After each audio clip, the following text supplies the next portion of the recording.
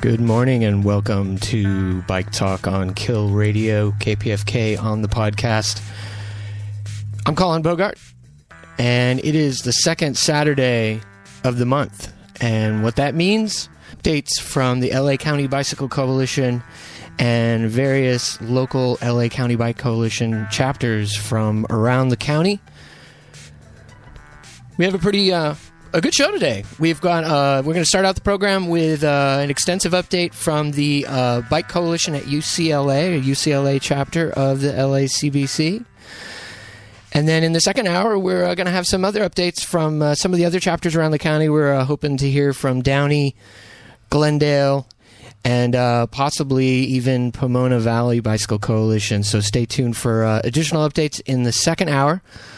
But right now, let's get right to it and send it over to the UCLA chapter with Justin Resnick and Madeline Brosnan. Here we go.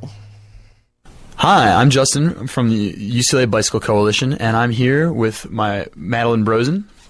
Hi, I'm Maddie Brosnan. I work at UCLA. I'm also an alumni of the UCLA Planning Program, and now I research staff at the university, managing a Complete Streets research initiative where we do a lot of applied research about bikes and pedestrians and kind of general quality of life for different styles of commuting and placemaking. So really excited to be here on Bike Talk today and talking about all of the different advocacy and research initiatives going on at UCLA, because there's really a lot of them right now.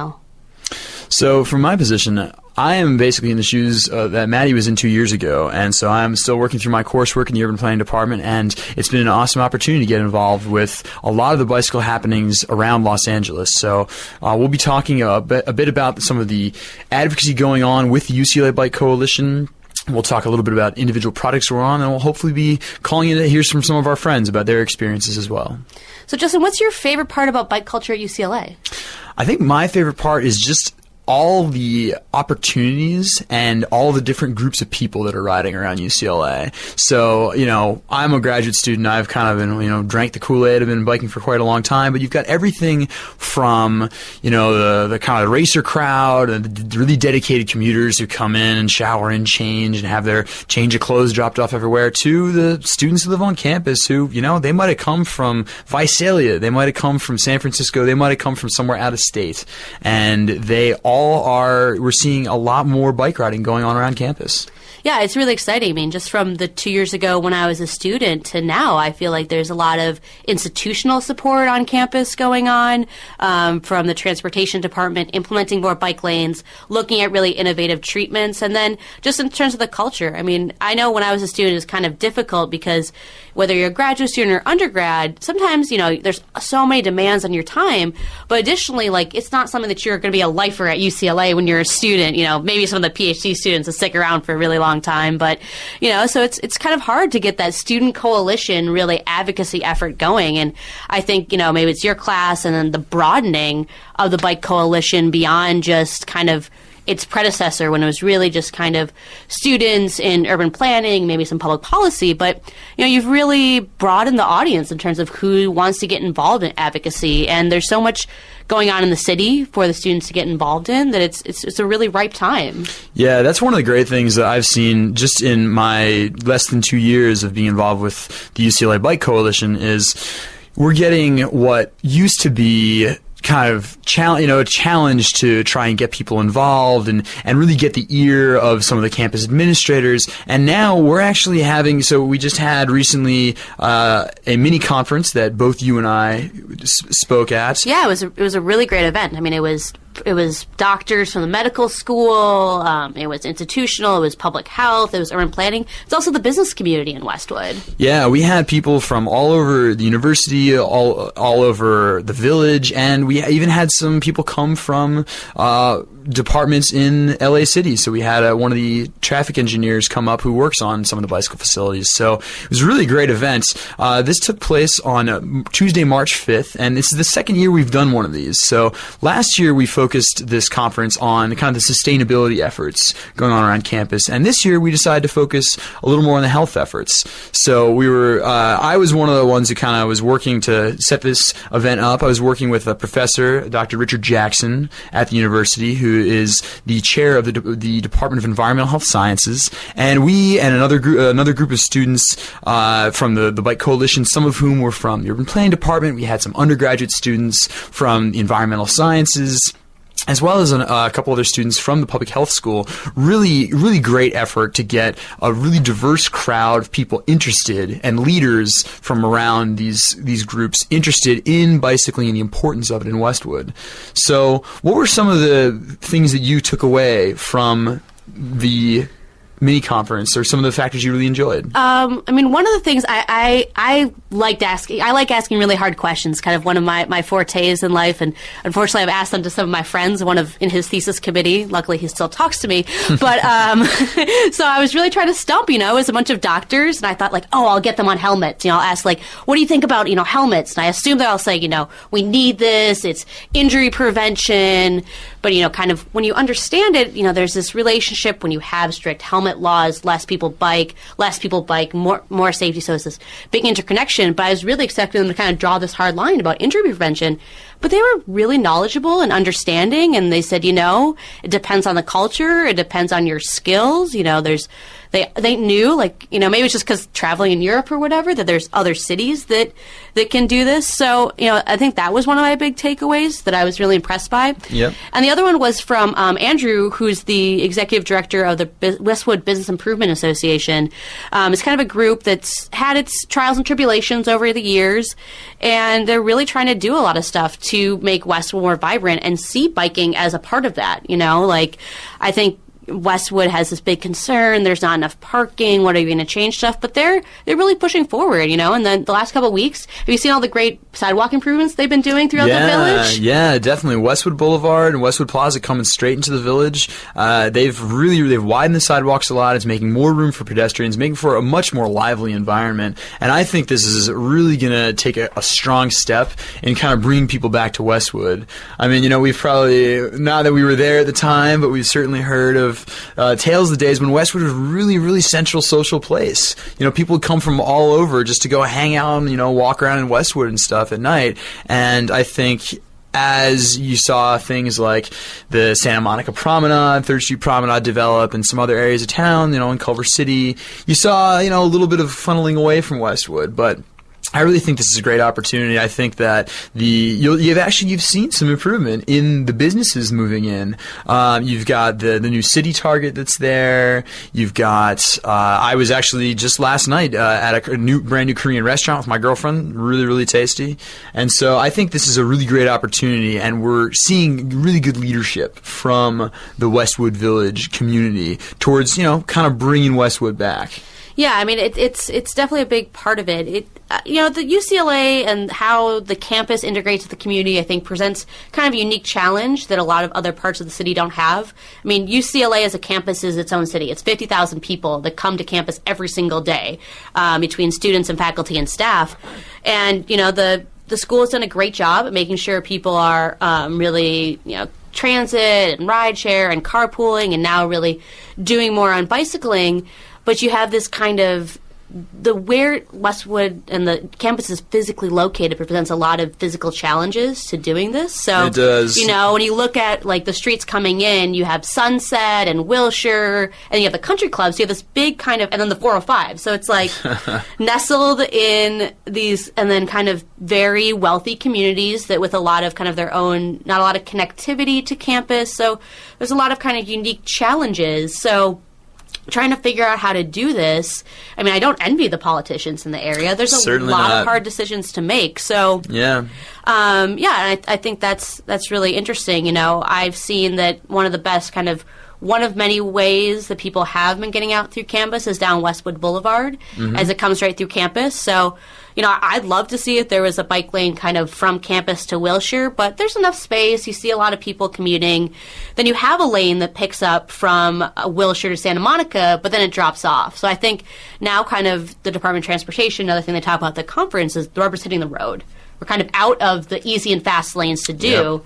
And now we're trying to look at the different options about north-south routes on the west side. So what are the three that they're maybe looking at for alternatives? So, yeah, there were 4 major bike lane projects they were looking at for the west side. One of them was Avenue of the Stars. Then there's Westwood itself from I think it was Motor up to Santa Monica, kind of made that connection down to Palms and towards Venice for a lot of the graduate student community, and also in the direction of the Future Expo line, which will be a big transportation factor for people trying to get to and from campus. And then they were also extending a little further west towards Sepulveda, trying to get bike lanes to continue where they exist in Culver City and LA. And then lastly was Bundy and Centinela, a little further along over in Bill Rosenthal's district. So, yeah, Westwood, it's a really big, important connection for a lot of students and a lot of people who come from Palms and Culver City, which, that's where a lot of the family housing is for UCLA students. That's where a big portion of the graduate student population comes from. Now, I don't know about you. When I'm coming to campus, I'm always coming from points west. I'm coming from Santa Monica. And how about you? Where were you coming from when you were going to school? Well, when I was in school, I lived in Westwood. I had like a really easy, just shoot up West Home, which is kind of like a neighborhood residential street. Now that I'm staff, I wanted a little more space between myself and my workplace. So I've been coming east now for 2 years, and it's been a challenge. I mean, I was in Koreatown, and now I'm kind of in South Mid-City. And I usually kind of my preferred way was to take the bus in and then bike out. It's uphill. I don't know, the public affairs building is in this, like, the highest point on campus, it feels like. So sometimes at 8:30 in the morning, my leg just don't want to do that climb. My classic joke with people is when they say, "Hey, how are you?" I say, sweaty and out of breath. Usually. Yeah, it's usual. But you have, like, the biker glow, and there's usually enough free food to, like, help out, your ravenous appetite around campus. So, yeah, I mean, but the routes going east, I mean, there's definitely a kind of, I've figured out ways over time, but it's been difficult. And, if I'm going, the more frustrating thing is I think of people that, like, if I'm going to West Hollywood or Hollywood kind of northeast of campus, that's where it gets really frustrating because things are so close, but you have, like, Sunset's the only way to go. And I just get really annoyed about having to go out of my way on a bike. I mean, I'll do it a little bit. Yep. But I've never figured out a good way to get to, like, West Hollywood, which is right next to campus. So this brings up an interesting point. What's your take on the idea of trying to put bike lane infrastructure in to steer cyclists on the routes you think are going to be the most safe and stuff? But when I come in, like, to this morning when I rode from Santa Monica to campus, I took Wilshire.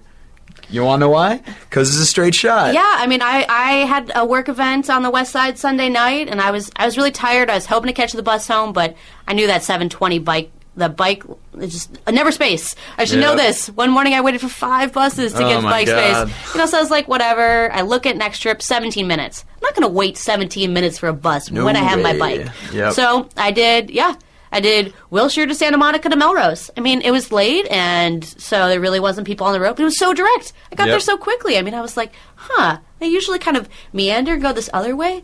I mean, it's nice. It's very pleasant. Probably has a lower stress level. Yep. But I don't know. There's this big trade-offs that we have to make. And so it was interesting. When I was out in D.C. back in January at the Transportation Research Board Conference, or the Pocket Protector Society of America, as I like to refer to it. 14,000 transportation planners, engineers, pavement, whatever you could ever think about transportation. Nerds. From aviation. This is a pretty big nerd event. Yeah. Anyways, I digress. Yeah. Luckily, we nerd out on this stuff, so it's fine for us. But yeah, it was interesting. There were some people talking about how the movement among cities to get bike lanes down, that's great, but when you try to put them, in the places where you can kind of squeeze them down neighborhood streets and say, oh yeah, it's a block or two out of the way, but this is something that will be nice. Now, it is probably great for those people who aren't on the road yet. You know, the kind of group that we call the sort of interested but concerned bicyclists. It probably is a great way to get some of those folks out. And I don't know, maybe that's where I started way back when. I haven't been riding my bike for commuting since college, but I mean, how about you? Yeah, so I think, I know we share an akin from growing up in the Midwest and really knowing, you have this great network. So I've been, biking most of my life. I grew up in Minneapolis. We overtook Portland for Best Bike City. It was great. But so I'm fairly confident in that. But it's not really the population. And in terms of infrastructure and spending, if we want to start making these arguments, that as a researcher, I kind of get a little concerned. People are like, oh, biking is, going to solve the obesity crisis. And, it's most cost efficient. It's like the more you know and research these things, they're more complicated. Yep. So I don't know if biking is going to solve the U.S. health epidemic in terms of obesity. But I do know that there's a fairly small amount of people that bicycle right now. It's maybe 1% for commuting. It's more than that because you bike more for non-commute trips. But if we really want to start making a priority, and I think as advocates and professionals figuring out how to do this better, we're going to need a larger constituency. Yeah. Which is going to need those neighborhood streets. And definitely. And there's, the whole kind of 880. If you're going to plan things for people at their 8 and 80 years old, you're going to catch everyone in between. So, yeah, the thing is like, if you talk about we both bike Wilshire, there's no infrastructure in Wilshire. If there was infrastructure in Wilshire, it wouldn't make a difference to us. Yep. So are we the target audience for who's going on in bike planning is the question. That's exactly right. And that's one of the tricky parts, is being an urban planner, again, being one who drank the Kool-Aid, and as I think Professor Don Shoup likes to joke, you invariably get into this field because you want to in some way be able to control people's lives or fix some problems that you see that, some people do and don't want. But, that's one of the challenges there is.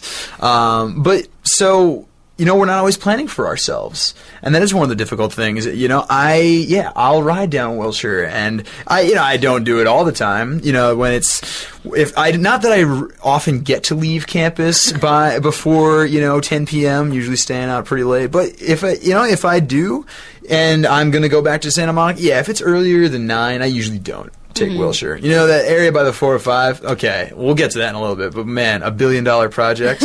Oh my Lord. So, but anyway, if it's kind of early and there's still a lot of traffic out there, I'll go a different route. But, if it's after 9:30, I'm fine going through there. But again, it's not something I recommend to new transplants to LA. It's not something I tell my friends to do. And so how do we deal with this? How do we deal with kind of removing our own experience, which is what we can relate to so much in trying to plan these solutions? So, what are you hearing from the kind of this broader crowd that you're bringing into the Bike Coalition as you're kind of doing efforts around advocacy in the neighborhood in Westwood? What are these people that are not you and I? What are they saying about their feelings of safety around campus?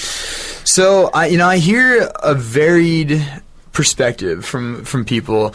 I get everything from the kind of, the people the residents, either who live on campus, some of the undergrads live right on campus, or people who live in Westwood right nearby. And for them, especially people who don't cross Wilshire, they say, oh yeah, it's easy. I just kind of roll down the hill or from, from the undergrad dorms and, find my way around. And so for them, the complaints I hear most are, man, that hill, just getting up to the east side of campus, which, again, if you have not ridden on UCLA's campus, you can do it, but you kind of have to want it. But then you certainly have a varied experience from commuters that are coming from outside the campus. So people who come from kind of West LA and points west in Santa Monica, generally pretty good experience. You have people, there's Ohio, which is a really good route to kind of get across.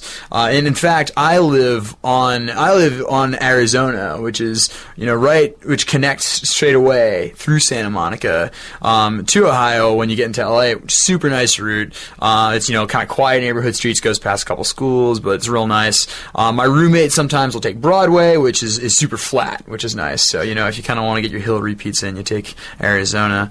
And yeah, so my roommate and I, we both bike commute in. Jamie, she came from Chicago and had biked a fair bit there. And so, I think I've taken her home on Wilshire a couple times, if we're both leaving kind of late. And it's a super smooth ride. You hit all the lights. It's pretty nice. But yeah, other times you definitely just get people saying, yeah, I pick my routes. I learn my way. So it generally works out well. And I do hear from a few brave souls who come all the way out from, downtown, Koreatown, or Silver Lake. And actually there's a staff member, one of your coworkers, who was telling me that she rides in from West Hollywood, Yasmin, and she was saying actually this. I had not thought of doing this, but there's when you want to get through kind of the Beverly Hills area, a lot of people take Carmelita to get around the big Santa Monica, North Santa Monica Boulevard, which is pretty busy, and then you get to the point where big Santa Monica and Wilshire intersect, and you kind of look at yourself and you say, man, if I could take Wilshire, it's a pretty straight shot to campus. But have you ever ridden that stretch before? I actually ride. I that's a little bit that I can get because I'll come down through from the hill and I was like, okay, it's like 5 minutes on Wilshire and that part it's wide. And I actually don't mind it, but it's not me that I'm planning for. So I ride that stretch. Right. Yes, I'll tell you, I've done it a couple times, and even these days, I oftentimes continue on Santa Monica, and I say, well, I'm gonna jog a ways south, and it'll be a little out of the way, but yeah, I've been on Wilshire a couple times. It's been pretty busy, and so Yasmin was telling me that she actually just takes the sidewalk there. Yeah, and the funny thing was, she said that it's great because no one's ever walking there no anyway. one's. It's a sidewalk in front of a country club. So it always kind of is one of those opportunity sites. Like if this was just if you could use some different materials, and it's pretty wide. There's this is the idea as a graduate student, you get to kind of fantasize and think about well, what if? And that's I think that's a prime opportunity. But yeah, she's someone that hasn't really been biking. She's been getting into it, and hearing those concerns are really interesting. And she's very committed to doing it, which is great. But yeah, there's the east side routes are just a little bit more difficult. So but if you and then it becomes a thing do you go south and then come up Wilshire? It's yeah. It's definitely a tough choice. So, anyway, you touched on something a minute ago that I thought was kind of interesting. You kind of using different materials or other kind of creative solutions that we could potentially try and use to improve routes. So now, where have you seen some of these before? Has this been in travels? Has it been in the U.S.? Or has it been while you've been outside the country? I'm trying to remember.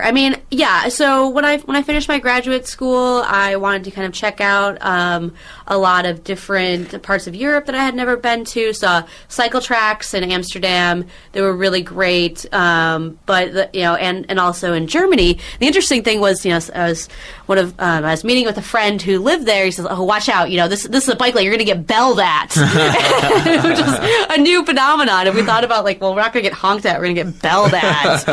Better or worse, I don't know. Yeah, but also just in Minneapolis, there's so many water features that I kind of know that there's just the smoothness of nice asphalt. Yeah. So fresh tarmac. Yeah, exactly. And so if that was, rather than being concrete, which even a sidewalk, it gets all clunky. Some days I think about this. I don't know. This is one of my many mapping project ideas. Yeah. So I want to know what streets in LA that I like to bike on are made of concrete versus asphalt. Because those concrete ones, they crack. There's huge gaps, and the pavement condition isn't as good. Versus the asphalt ones, there might be a pothole, but it's not clunk, clunk, clunk, clunk, clunk. So, yeah, I think that's the part of the nerd in me of knowing what materials could be really good in places. Yeah, let's go back to DC. And we'll ask him about the concrete asphalt ratio mixes and all that stuff. Yeah,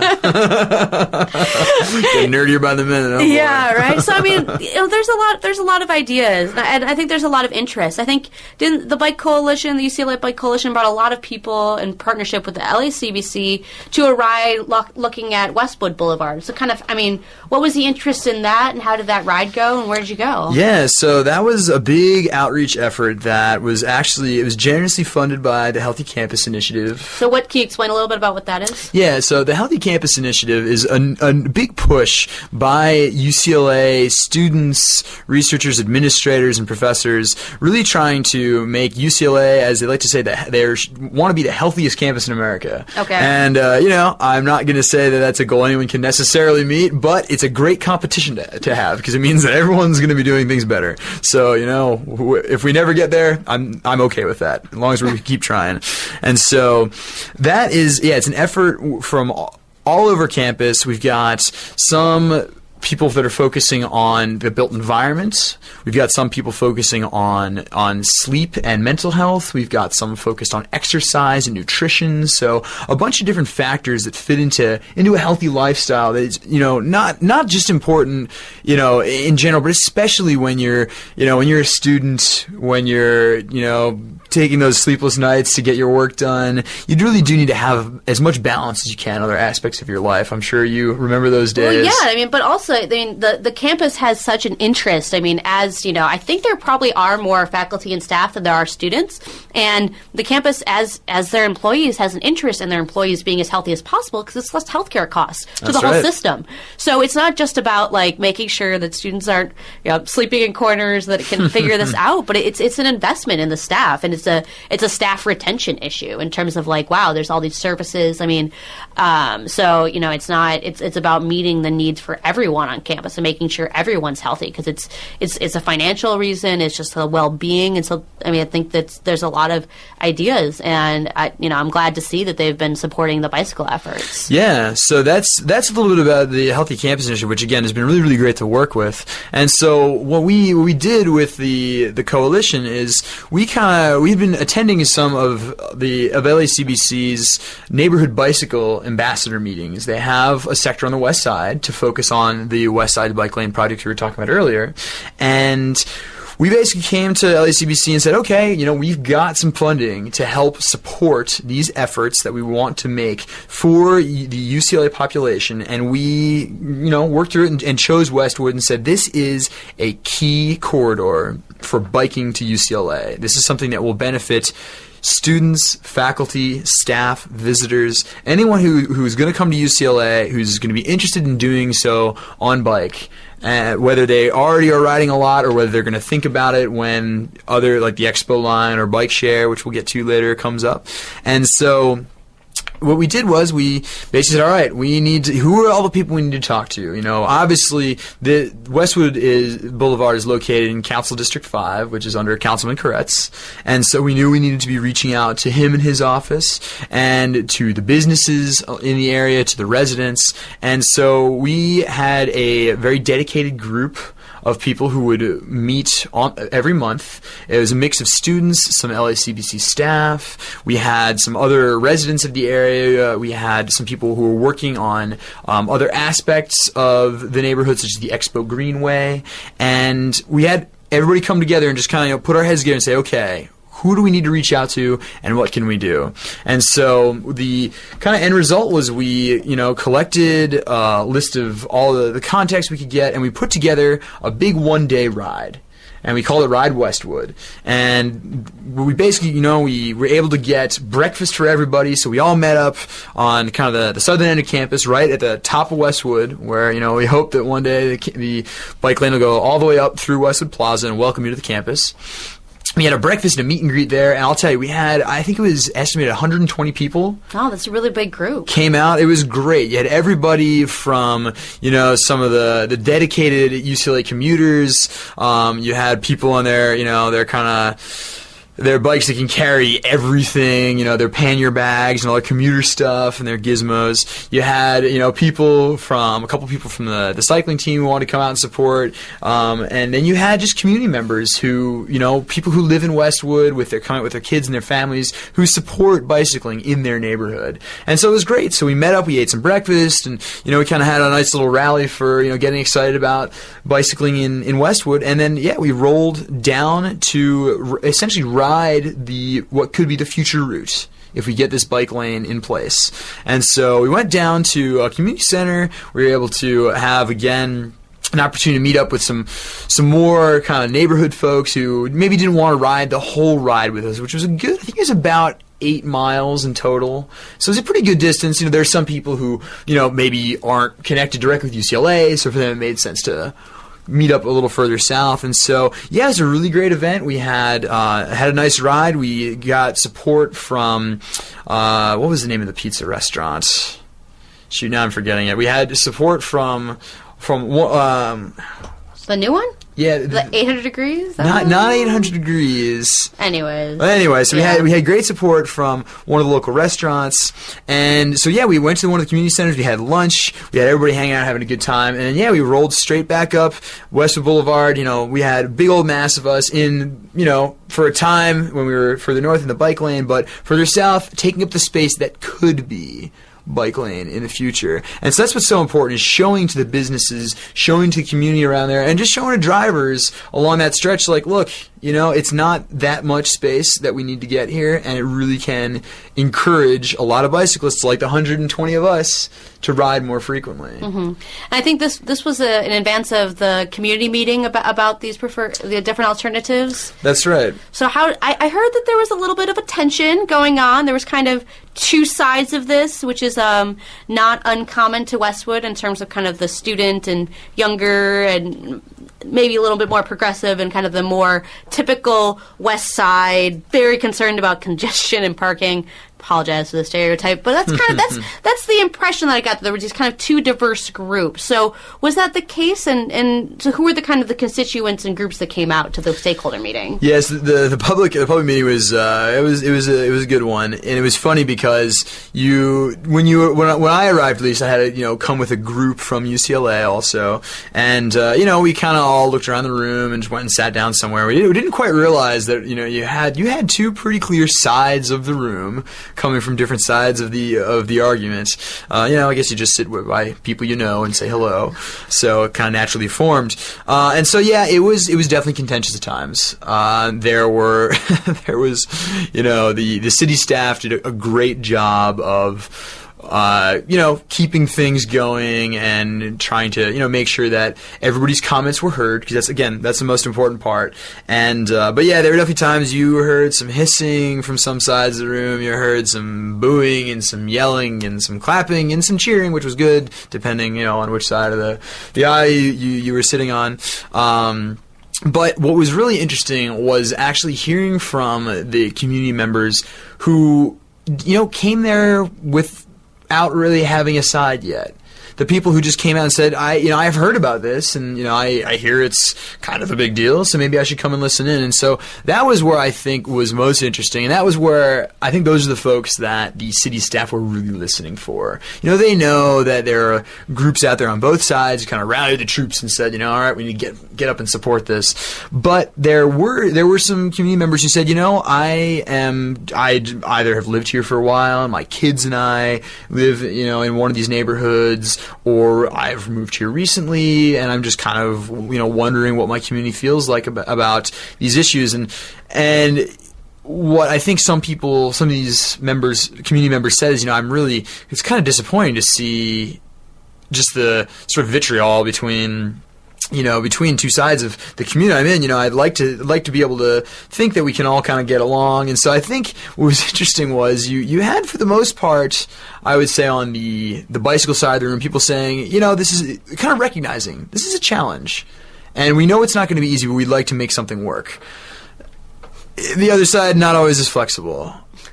Yeah, and I think that's just kind of the harder part, is that's the job of these public meetings, is to listen to the constituents. And that there was kind of in the blogosphere I was reading, it was the opposing sides was kind of safety versus convenience, and that's not it's not a great battle to have, because there's a lot of diverse opinions and ideas, and how there's going to be best solved is still kind of a question. I mean, there's a lot going on in that area. I mean, you have so many big blue bus lines. Yep. They come right up to campus.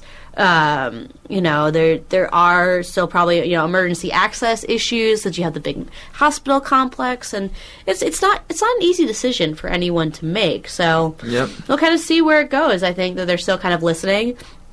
I was, a little disappointed that I think the council office is supporting the Sepulveda alternative, which to me is very out of the way and doesn't really have anything to do with access to campus. Yeah, it doesn't do a lot for us at UCLA. And you think about it, I mean, I think for some people, maybe trying to get up from Culver City, there are stretches of that'll make a lot of sense, but I don't know, thinking about Sepulveda, most people probably think of that as the alternative to the 405. Yeah, exactly. I mean, it's kind of like, you can just take Sepulveda when the 405 goes black. I mean, it's not pleasant, it's not attractive. I mean, that's kind of one of the things that I've liked so much about bike commuting and riding, is that there's just seeing stuff that are, architecture and businesses and, a lot of the different new improvements and the signs and all that type of thing, that it's really, Sepulveda just isn't that attractive. It doesn't really have that kind of interest level going on. Or does it feel very safe? Because in areas where you really don't have a lot of land use to slow people down, people are just going to speed through, because that's what freeways are. Yep. So that kind of brings us to a point that I think about, which is some of the best and worst of the bike commuting, and sort of the wows and the woes. And so I think we'll take a short break, and then we'll come back for our best and worst of bike commutes. Sounds good.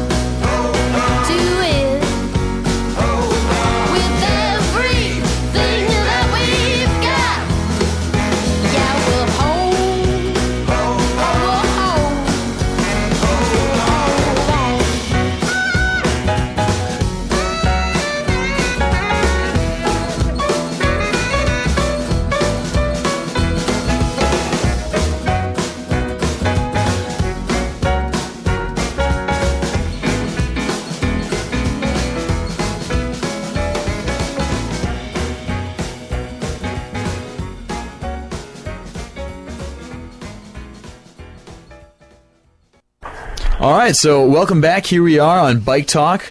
I'm Justin Resnick from the UCLA Bike Coalition, representing UCLA, and I'm here with... I'm with Maddie Brosen, and I work at UCLA as research staff for the Complete Streets Initiative. I think we're going to hear about some woes and wonders, what we're calling it? I think we're going to go with wows and woes. Wows and woes. Okay. For this one. So, about bike commuting around to UCLA, or? We're going to have a little bit from elsewhere around the city, and then also a little bit to UCLA about some of the best and worst of your bike commute.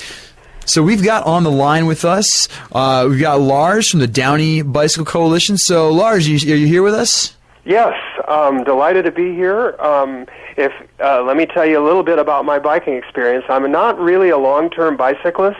I started riding bicycles mostly around Downey just for local commutes when I retired for a period a couple of years ago, but I came out of retirement and decided it might be kind of nice to commute to my old workplace on bicycle, which is in Culver City. So I kind of worked up to it. My first tryout, it was before I actually went back to work last year on Bike to Work Day. I gave it a shot just for the experience, and then when sometime I think late fall or winter I started doing it, and I've probably not done it more than 20 or 24 times total, but I have this tremendous ride across town, usually in the dark of night because my work starts at 7:30 in the morning, and then generally I'm riding home the same distance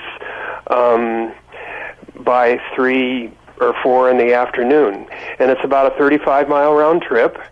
And it's kind of divides itself in thirds. The first third, leaving Downey kind of through back residential and industrial streets, I get into Vernon and I follow a railroad, a parallel street to a railroad where there's very few cross streets and passing lanes, and even though there's some truck traffic, there's all kinds of space. Then I get into East LA for a little while, and then I pick up a westerly route to Culver City at USC, where I've got bike lanes the last third of the ride. Great. So now, what is that stretch from USC to Culver City? What's that stretch you like to take?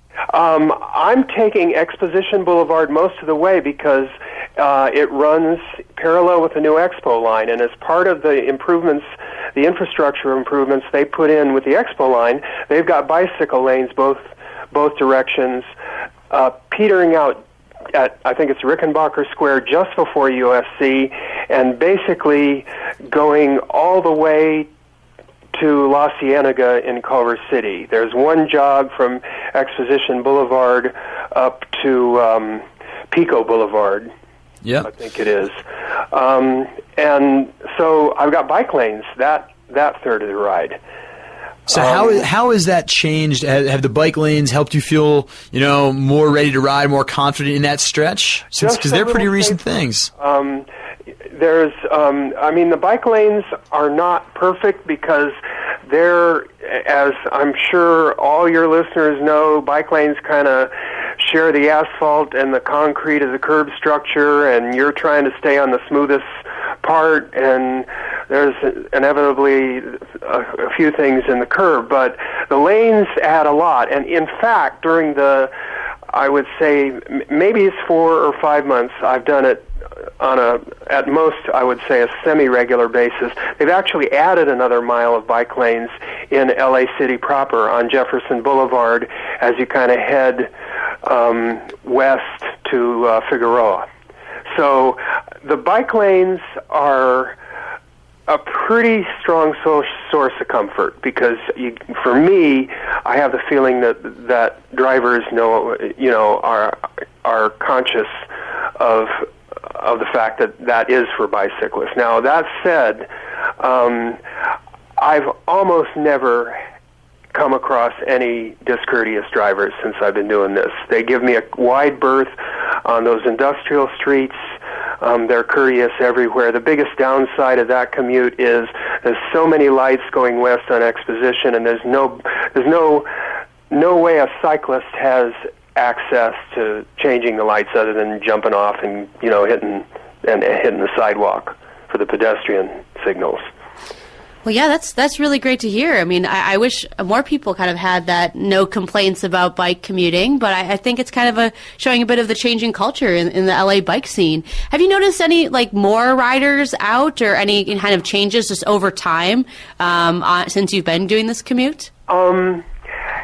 At 5 to 6:30 in the morning when I'm out there aren't too many folks out there. I wouldn't be. Yeah, I could see that. At 3 and 4 in the afternoon, I will say there have been a couple of times then. I mean, rarely have I been near other cyclists for anything more than a few seconds, but there have been a couple of times when I was riding along with 3 or 4 other riders, and each of us obviously had different kinds of agenda. I mean, that stretch of lane that goes from USC to Culver City, that goes down into the Bologna Creek Reservoir, so you can go the rest of the way to the beach. And there's a lot of hardcore recreational cyclists, all decked out in the right kind of gear, who are taking those. And I'll see those sometimes early and sometimes late. I wouldn't say I've seen a trend, but there's definitely there's definitely some traffic out there. Yeah. Now, since we're talking about wows and woes, I'm still way in the wow category, but once in a while it's a real annoyance to see some neighborhood bicyclist on the left-hand side of the street. And that's a disappointment. You mean kind of wrong way riding on the streets? Yeah. They're riding in the lanes, but they're riding opposite, illegally opposite my riding on the right-hand side of the street. They're riding on the left-hand in the bicycle lane. So there's some ignorance out there. Yeah, I think there's a lot of educational opportunities for kind of improving that. Well, we hope that you stay in the wondrous and in the wow category, and thanks for sharing such a great bike commute story. Okay, it's a pleasure, and it's been fun. It's an adrenaline rush, morning and afternoon. It makes it worth going to work. It's great stuff. Well, great. Thanks so much, Lars. Thanks, Lars. Yeah, I think we're going to take another call from now a UCLA bike commuter. Many thanks. Pleasure to talk with you. Yeah, thanks so much, Lars. Bye. All right, so jumping over to Dan Rodman. Dan, are you there with us? Yeah, can you hear me? Yeah, hi, Dan. How are you doing tonight? I'm good tonight. How are you doing? Good. So you want to introduce yourself and kind of your associations with what do you do at UCLA and how long you've been riding? Sure. So, I've been riding my bike since I was a wee tot. I grew up in a town where we all rode our bikes to school. It was a very, very small suburban town. So I kind of, fell out of riding my bike in high school because I wanted to be a cool kid with my, manual stick car. And then when I moved to New York City, I got back into riding bikes. So I've been in LA for a few years now, and I'm at planning school at UCLA. So most days I bike commute to UCLA. If I'm not biking, usually taking the bus, and every once in a while I drive. But I'm lucky. I have a very easy bike commute. It's pretty much all on neighborhood streets, and the streets that aren't neighborhood, they either have lanes or they have sharrows. And so kind of like the previous caller, I feel lucky. I don't have any really bad experiences. It's a nice ride. It's all uphill, so I get a good workout, and it's all downhill on the way home, which is quite nice. Yeah, so Justin and I were kind of talking earlier about, that there's kind of a push and pull between neighborhood streets and arterials in terms of how direct, do you go out of your way to take neighborhood streets in your commute? So I just live in a place where the most direct route for me actually is on neighborhood streets, and if I were to take arterials, I would actually go out of my way. Now, sometimes, if I'm on the other side of campus, I have to take arterials home or something, and that's not as enjoyable. But I've been riding a long time, and I feel kind of tempered against traffic. So where are you coming from? And then when you're going to UCLA most times, Dan, what's your route? Yeah, so I was in Palms, and I take Motor Avenue North, which has a brand new, really nice bike lane, and then I cut through some neighborhood streets in Chevio Hills, and I wind up on a street called Prosser, which is good because it has lights across Pico and Olympic and the light at Santa Monica. And on the other side of Santa Monica, it turns into a street called Westholm. And Westholm has roundabouts and sharrows, and cyclists may use full lane signs, and so it's really nice and easy. It takes me almost exactly where I need to go on campus. Yeah, it sounds like you've got the pretty idyllic commute. Did you do a bike map to figure out where you wanted to rent your apartment by campus? Oh, no, I didn't. It actually just worked out this way. Lucky. My roommate and we're both kind of bike commuters, and so we knew that Palms would be a good neighborhood for us to live in, but not, no farther down than neighborhood-wise. We didn't look at specific intersections or specific sections of Palms. Well, glad it worked out so well. I mean, is this your experience kind of biking? It sounds like you're someone that really bikes a lot kind of as their mode of transportation. Do you find that kind of the same experience along other streets in Los Angeles, or is this kind of more specific, or, do you just end up lucky? What do you think? Well, I think I've been lucky. I feel pretty confident in my riding ability, and I don't feel like I take very many chances, and so I think that's maybe one of the reasons that I've had pretty much nothing but good experiences. Every once in a while I get an ignorant motorist. Every once in a while I get an ignorant motorist, but there are lots of ignorant cyclists out there too. So just gotta live with humanity, basically. Take the good with the bad. Yeah. So, do you have any particular stories other than your average commute, the kind of the best and the worst, some of the things that really stick out in your mind about your bike commuting around, between whether it be to campus or just kind of around your neighborhood? Well, sometimes I leave campus and I go over to Mar Vista or Venice, and I take Ohio to Barrington, and it always feels really good to go past all the cars that are in line and know that I'm going to get to my destination faster than all of them, even though, that's not how it's supposed to be. So that's really satisfying, and I like that feeling of seeing those windows brush by me on my left side. How often do you choke back saying suckers to all of them as they're sitting in traffic? Usually don't say it, but So it's a polite cyclist, of course. Yeah.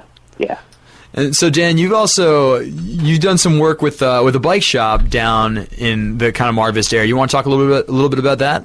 Yeah, so I'm a volunteer at a bike cooperative called the Bikerowave, like microwave, but Bikerowave. And so we are a community-based teaching shop. People who want to work on their bikes, or maybe, if they need to tune up, they can come in, and we ask for $7 hourly rate, and in return they get a volunteer mechanic, a repair stand, and all the tools that a professional shop has. And so if people have things that they want to work on, the volunteers will take the patrons through whatever that is. So, I feel like I see this kind of experience where someone will come in with their bike and they're like, I don't know, it's not really working right, and then we go like, oh, okay, well, you got to true your wheel, or we got to recable your brakes, and then like an hour later they're leaving with a huge smile on their face, and they can't believe that it was so easy to fix. Customers are really happy with the chance to learn to do something for themselves on their bicycle. Most bike maintenance is actually deceptively easy and simple. You just need someone who is educated to be able to explain it to you. So, you could pay $50 to have a shop work on your bike and not learn anything about it, or you could come to us and pay $7, and you would get to learn all the skills for yourself. It's a pretty good sales pitch for community bike co-ops there. Yeah, it's awesome. So now, Dan, it sounds like you've kind of become the mechanical whiz. So how did you get there? Did you learn the ropes of Bikerowave yourself, or did you have experience before you got there? I had a little experience. I would kind of, how do I say this, rescue abandoned bikes from the streets of New York when I was living there, and I would recondition them, and so I learned a lot that way. And then when I moved to Los Angeles, I started volunteering there, and I learned a lot more there. So, if anyone out there has a French bike and they are really confused about how to work on it, I can totally help you out with that. Come by. All right. Well, Dan, Robin, thank you very much. We're going to bring you and Bike Away of all the tough ones. So thanks so much for sharing with us your wows and your woes. Sounds like it's been mostly wows for you. That's good to hear. Yeah. All right. Thanks a lot, Dan. Take care. Yeah, I mean, I think, it's so encouraging to see people that are so interested, like, and very anecdotally, I just feel like there's been a lot more people bike riding, and I'm kind of a prolific tweeter myself, and so, I kind of compose tweets when I was biking, but then I get home and I'm so excited I'm not going to do it. But like on Thursday night, I was biking home and I saw 4 other cyclists kind of on fairly major thoroughfares, and 3rd of them did like a vehicular left-hand turn. It was just kind of a note of that people are getting more confident about cycling, that it doesn't have to be on every big street, but that it just feels like there's more people. Yeah. Yeah, you're definitely seeing more folks out now. And Maddie, you just described something, the vehicular left turn. So, do you want to tell our listeners a little bit about what that means in bike nerd speak? Yeah, in bike nerd speak, that there's kind of, as if you're wanting to make left-hand turn. Let's say you're riding on 7th Street and you want to turn onto Kingsley or some street. Well, if you're a pedestrian, so you're walking, you're going to take the sidewalk, you're going to get to the corner, you'll cross one leg of the crosswalk, and then you'll wait and you'll cross again. Well, if you think about how a car would do it, it would just get in the most left-hand lane and make a left-hand turn, only being able to do that kind of in one motion. Well, I think that's kind of a sign of strong, confident cyclists, is making that turn like you're in a car. So you have to really get ready, check over your shoulder, and make sure you're signaling so cars know that you're going to be going into that left-hand lane, and then just making that turn so you're not interfering with pedestrians on the sidewalk.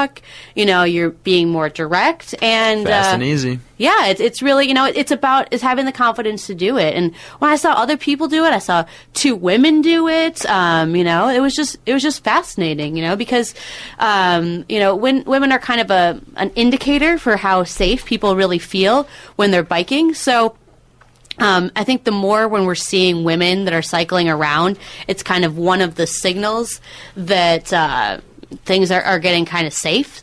So, that I could see not just women biking, but women that were biking and doing that kind of in a confident way was really exciting. Yeah, that's great. So I think we actually have one more caller that's joined us. So let's see if Megan is here. Let's see. Megan, can you hear us?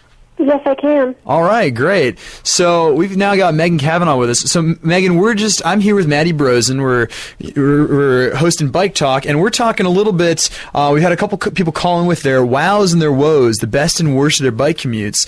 We were just talking, Maddie and I, about some of the kind of improvements we've seen out there on the streets. You've seen more people riding and people riding more confidently. But I know you and I have talked before about some of the challenges you've had now that you're starting to commute to UCLA. So, so do you want to tell us a little bit about, where you're coming from and what you're doing at UCLA and just some of your best and worst of your bike commute? Sure. I used to be a really avid bike commuter. I would ride my bike actually from my house in Hollywood to my work in Burbank.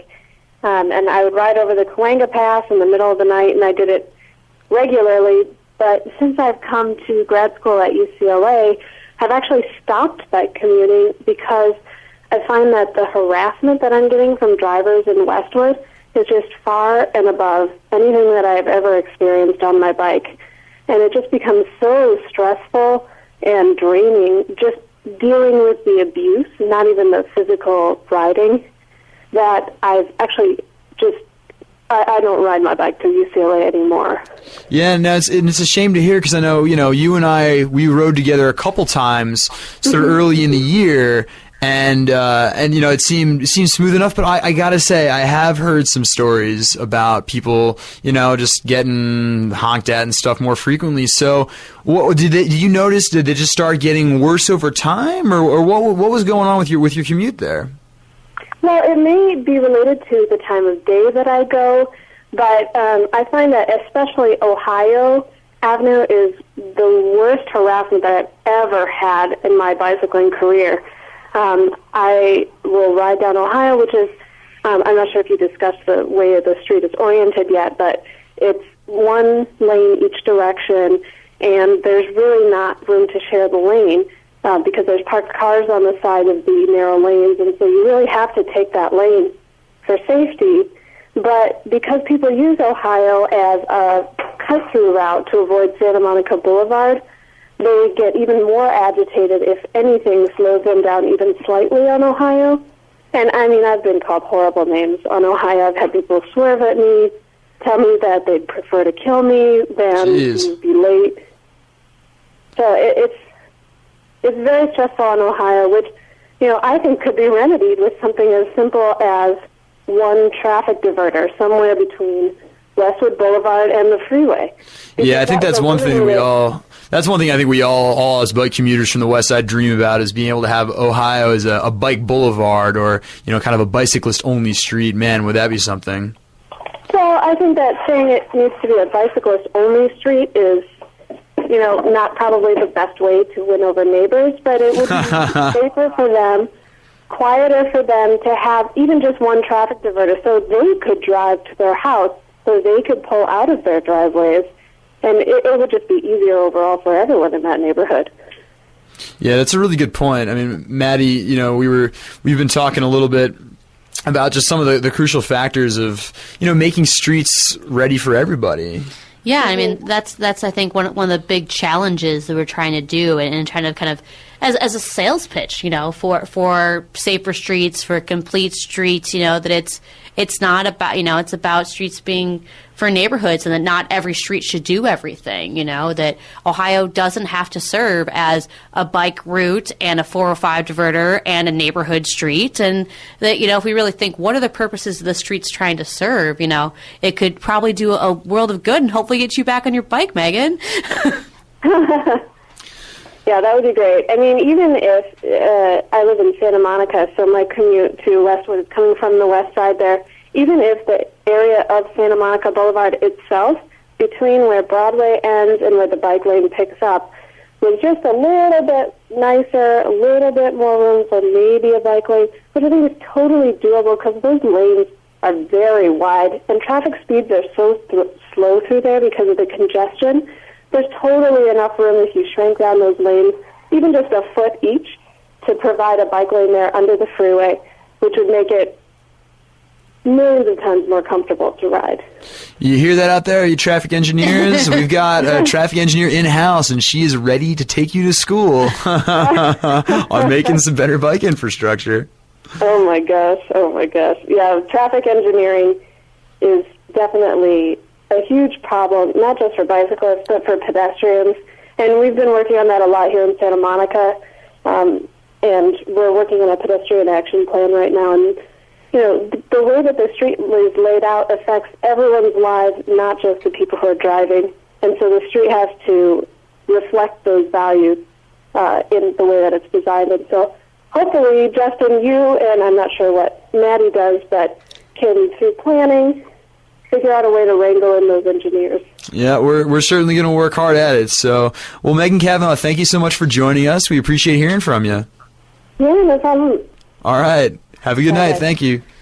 Yeah, so, I mean, Megan brought up an interesting point about kind of education for everyone. So, as one of kind of the three arms of my job, one is doing applied research, and the second is kind of enhancing the graduate education. So I've done some guest lectures and just in your classes. And but the third is we host an annual conference around complete streets, and that, it's really an opportunity to try to bring planners and engineers.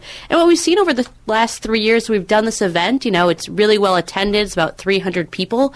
And that, we've really heard a change of language. I mean, from the last couple of, the first year, there was a lot of, frankly, outright bashing of engineers. And now there's kind of more, there was a term last year someone brought up was called a plangineer. So it's someone that's kind of a planner, but that also kind of speak that language. And now we're really talking more about collaboration. And I think that there's been a lot of innovation. I think there's still a lot of long history, though, in in the historical traffic engineering. I don't know. Justin, where do you stand on the planners versus engineer debate? Yeah, see, and I think the plan engineer is the way to go. So, and for any of you potential employers listening in on the job market, because I'm graduating in June. And, some of the places that I've been looking, they really want people who can kind of think from both sides of the street. And so I think that's what's really important is, I had in an interview them ask me, well, okay, what do you think the role of the car is? And it's funny because as an advocate, you certainly have your times where you want to say, oh, it's just the thing that gets in my way all the time. But, when it comes down to it, I think what's interesting is almost every bicyclist you'll meet out there is also a driver. And so, bicyclists can come at it from both angles. I mean, there have been those times where you've been stuck in traffic too and you want to bang your head against the steering wheel because, well, it kind of sucks. And so, I think similarly, it's really important when you're trying to solve transportation problems, to know how each other think. And so I think that's one of the great things that we've seen, as you were saying, Maddie, in the Complete Streets Conference, is it really has helped transform the way that people from different fields are talking about the same topic. I think it's kind of giving people their own language to really, speak together, whether they come from, planning, engineering, or from public health, from the advocacy side, just from some of these many interest groups that are participating in this movement we're seeing. Yeah, and I think that there's kind of a realization that everyone's kind of coming to a common goal. I mean, that we've done stuff one way for a long time, and not that we are all kind of wanting the things to look the same, but the common goal of okay, we have to figure out how to do this better. We have to think about balance. We have to think about innovation, and that, the population's growing. We're going to be adding, 1 million people to the city, that we're a built out place, we just have to do things differently. It's kind of one of the things. So, yeah, I think that's really interesting. What have you seen this kind of different? As a graduate student, you get a chance to kind of think about really interesting papers or topics, or what's that one thing that you'd love to figure out how to solve through research? Oh boy, that's a bit of a heavy loaded question. So if I had to pick one thing, so one thing that I guess I've noticed recently, and actually we heard a little bit of this from our callers, is the experience that different people have on the street while riding their bikes around. And so, we heard from a couple male callers who said, yeah, for the most part they've had a pretty positive experience. And we heard from Megan, a female caller, saying that she hasn't had such a great time. And I have also talked to other members of the UCLA Bike Coalition or friends of mine about their experience out there, and I feel like I'm starting to notice some gender differences here, where some of the men say, oh yeah, riding around here is fine. Some women say, I haven't had the greatest time. So what's your experience been like? I mean, I think I have a pretty positive experience about it, but there are times that I think it's more kind of frustrating. I don't wear clip-in shoes. I bike in heels, and kind of oh, how could you do that? And I don't, it's kind of frustrating. It's I don't know if it's about women bike commuting or the unfortunate kind of position just women in society, and kind of that's oh, how could you be doing this? But I think there's both sides of the coin. I know I have a friend who female friend that totally bikes, and she thinks that she kind of gets more space by being a female cyclist, because people kind of less expect and kind of are a little more courteous. So this is the idea that there's so many kind of different sides of the coin, but how do we really build these perceptions back into practice? Because it's always about the data. What can you measure, and how do we measure people's perceptions? Yeah, so I'll tell you, if there are any budding graduate students listening, I think this is a really important topic to figure out. One of the things that you see, and we've seen this in European cities that have really increased the percentage of their population that's riding a bike regularly, is you tend to see that it's men who kind of lead the charge in picking up more bicycling, and then a lot of times women pick up afterwards. In fact, I have a PhD student friend at UCLA who says she came from London, and she said that the trick to getting more people on bikes is you got to start with the fat men.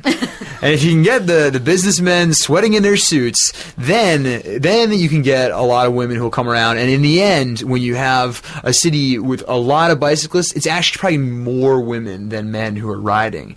And so I think that's something that is really, really important for us to figure out, because, we've talked about how we're trying to get some of these, interested but concerned riders, if you will, and encourage more people to get out there. And so I think, when I've talked to some of my female friends about their riding experiences, if we want to encourage more bicycling, if we don't have enough women on their bikes, that's, hopefully what could be the bigger proportion of bike riders. And so we need to figure out how to get more women on their bikes for regular trips. And I know that that LACBC and the League of American Bicyclists are definitely very focused on this. In fact, the League of American Bicyclists had a special one-day event before their general summit that was the Women's Bicycling Summit. Yeah, I think that was a really positive event, and it's not just women, obviously, that are into it, and to get all wonky on a little bit. There are differences in how men and women travel.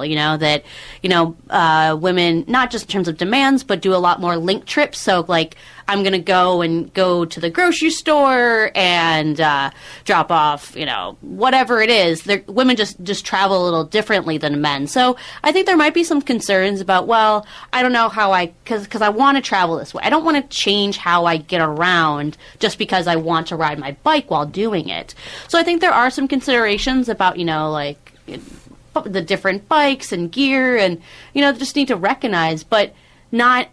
There's a fine line, I think, between recognizing there's differences and isolating those differences, and it's a challenging issue. Yeah, it definitely is. And I'll tell you, like you were saying about men's and women's concerns while they're just traveling around the city. My girlfriend and I, when we're together, whether we're walking or biking, it's funny. I like to take quieter streets, especially when we're walking together, just because it's more pleasant. So over in Santa Monica, I live on 9th Street. And so I say, let's not walk on Lincoln. Let's walk on 9th Street. It's so much nicer. And she says, okay, I'll do that because I'm with you. That's fine. But if she was by herself, she said she'd prefer to take Lincoln because there are more eyes on the street. There's a lot more eyes on the street, more street lights. I think that's one thing that I noticed. I don't know what it is. So I lived in Minneapolis. I grew up there. I lived in New Orleans, which is a much different experience. It didn't have a lot of lights. But I was like, why is Los Angeles so unlit? I just invested in a really nice headlight for my bike so I could just be seen, but B, see giant cracks and potholes. So I think that's another thing we're going to have to really think about. That I don't know if traffic engineers think about what is the street lighting when you're putting in a bike lane, And it's just part of this whole holistic picture that it's not just about what's on the ground. It's about who's in the area and what's lighting it and what's attractive. And it's about making what functions as a street more than just a street, making it a complete street, right? Yeah, it's a complete street, living street, stuff that's nice to look at, and landscaping. And for so long, we just kind of measured streets by how many cars you can get through as fast as possible. And now we're starting to try to think about how to measure it differently, but it becomes, when we mention all these things, how do you measure how pretty a street is? I can count the street lights, but how do you measure safety and security? So these are kind of the big questions that I think the research still has to answer and that practice has to figure out how to integrate as well. Yeah, and you're working on a project just up this alley. So I'm working on a project, that a lot of people have been thinking about this for the last 10 years, about how to measure things differently, and it's kind of called multimodal level of service. So for a long time, it was just cars, and if it was kind of complete gridlock, we graded it an F, and it was failing, and if it was free-flowing and, you could get everywhere as fast as possible, it's an A. Well, then it became, what do we think differently about bikes, and is it really about that? So a lot of very smart people try to think about how to create formulas to do this. And so what we're doing is we're comparing all these formulas, but we're kind of coming to say, so what we did is we took a segment in Santa Monica and we ran it through, and it didn't even get it didn't get a perfect grade. And we were kind of talking anecdotally, like, well, do you think this is a nice street to be on? I'm like, yeah.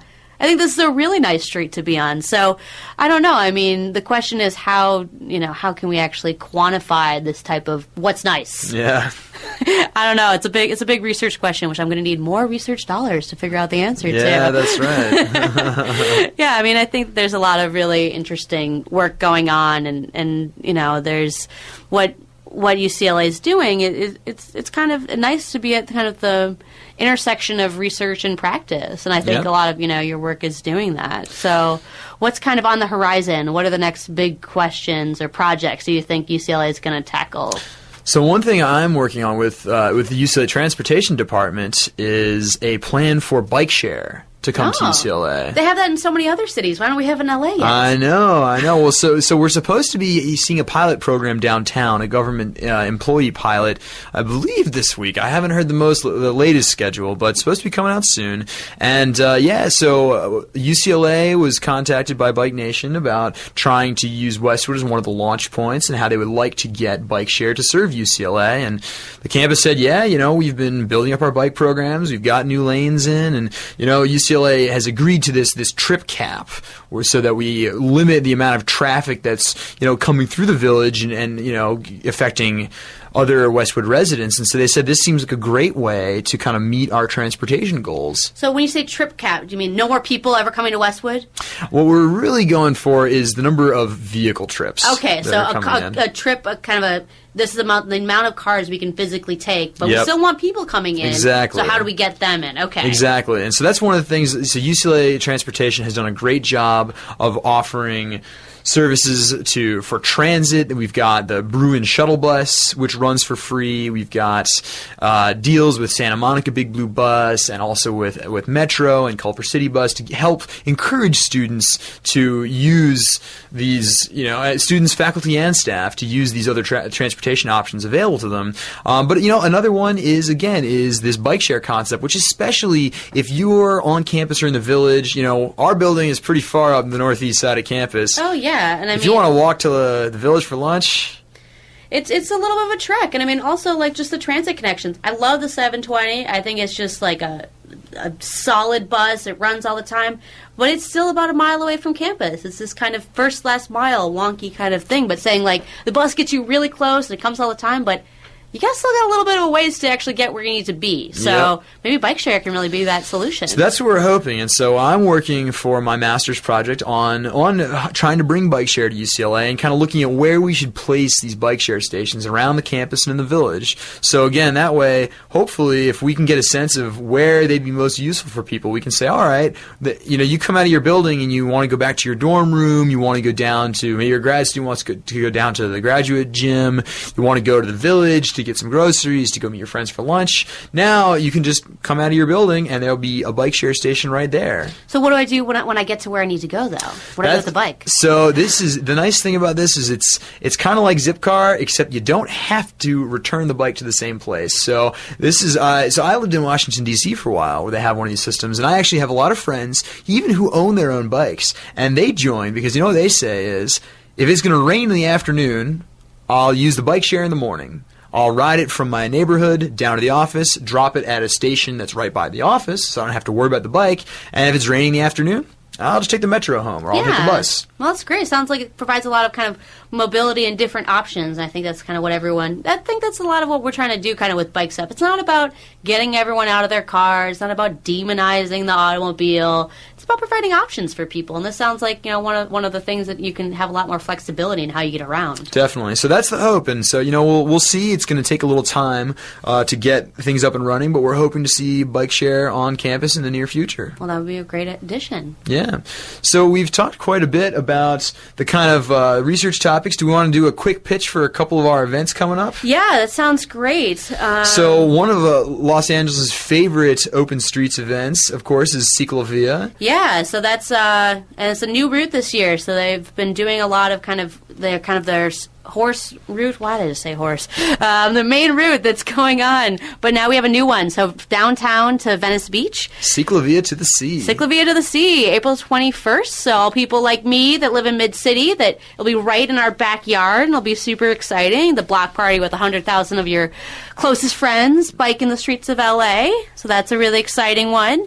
Anything else the Bike Coalition's doing for events? So yeah, we also do another fun one that one of the leaders of the UCLA Social Biking Club club leads. It's called the Venice First Fridays Art Ride. And that's a good one because it's a real it's a fun Friday evening event where we basically meet up at at the Brew and Bear at UCLA and get together and just roll down to the first Art Fridays in Venice. A lot of food trucks out, and it's a nice ride because it's real relaxed. These days, it's staying light out later, so we can have kind of riding into sunset over towards the beach, and then go check out the art, eat some great food, and then and roll back to UCLA. So that's a real fun thing, monthly ride, and something we hope to see some other folks joining us for. Well, that's great. I mean, I think we're both kind of big Bruin supporters and cheerleaders, but it's an exciting time. I think being interested in bicycles, whether it's you just want to ride, you want to meet new people, you want to do some research. It's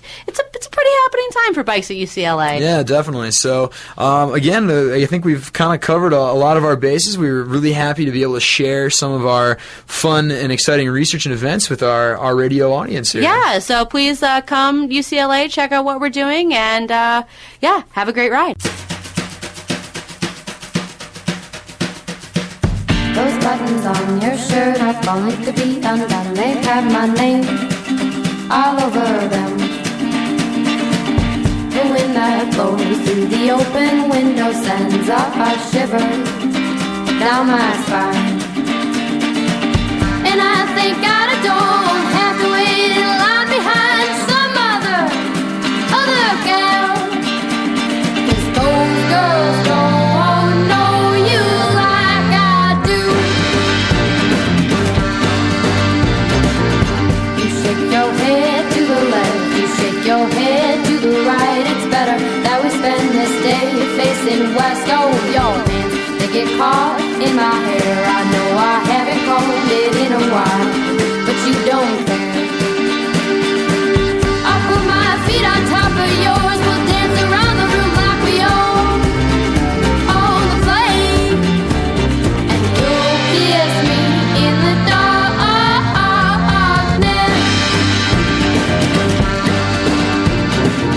That low hum from the ground is calling us down. There is no other sound when you're all around. And when it's hot, I hear your heartbeat from a mile away.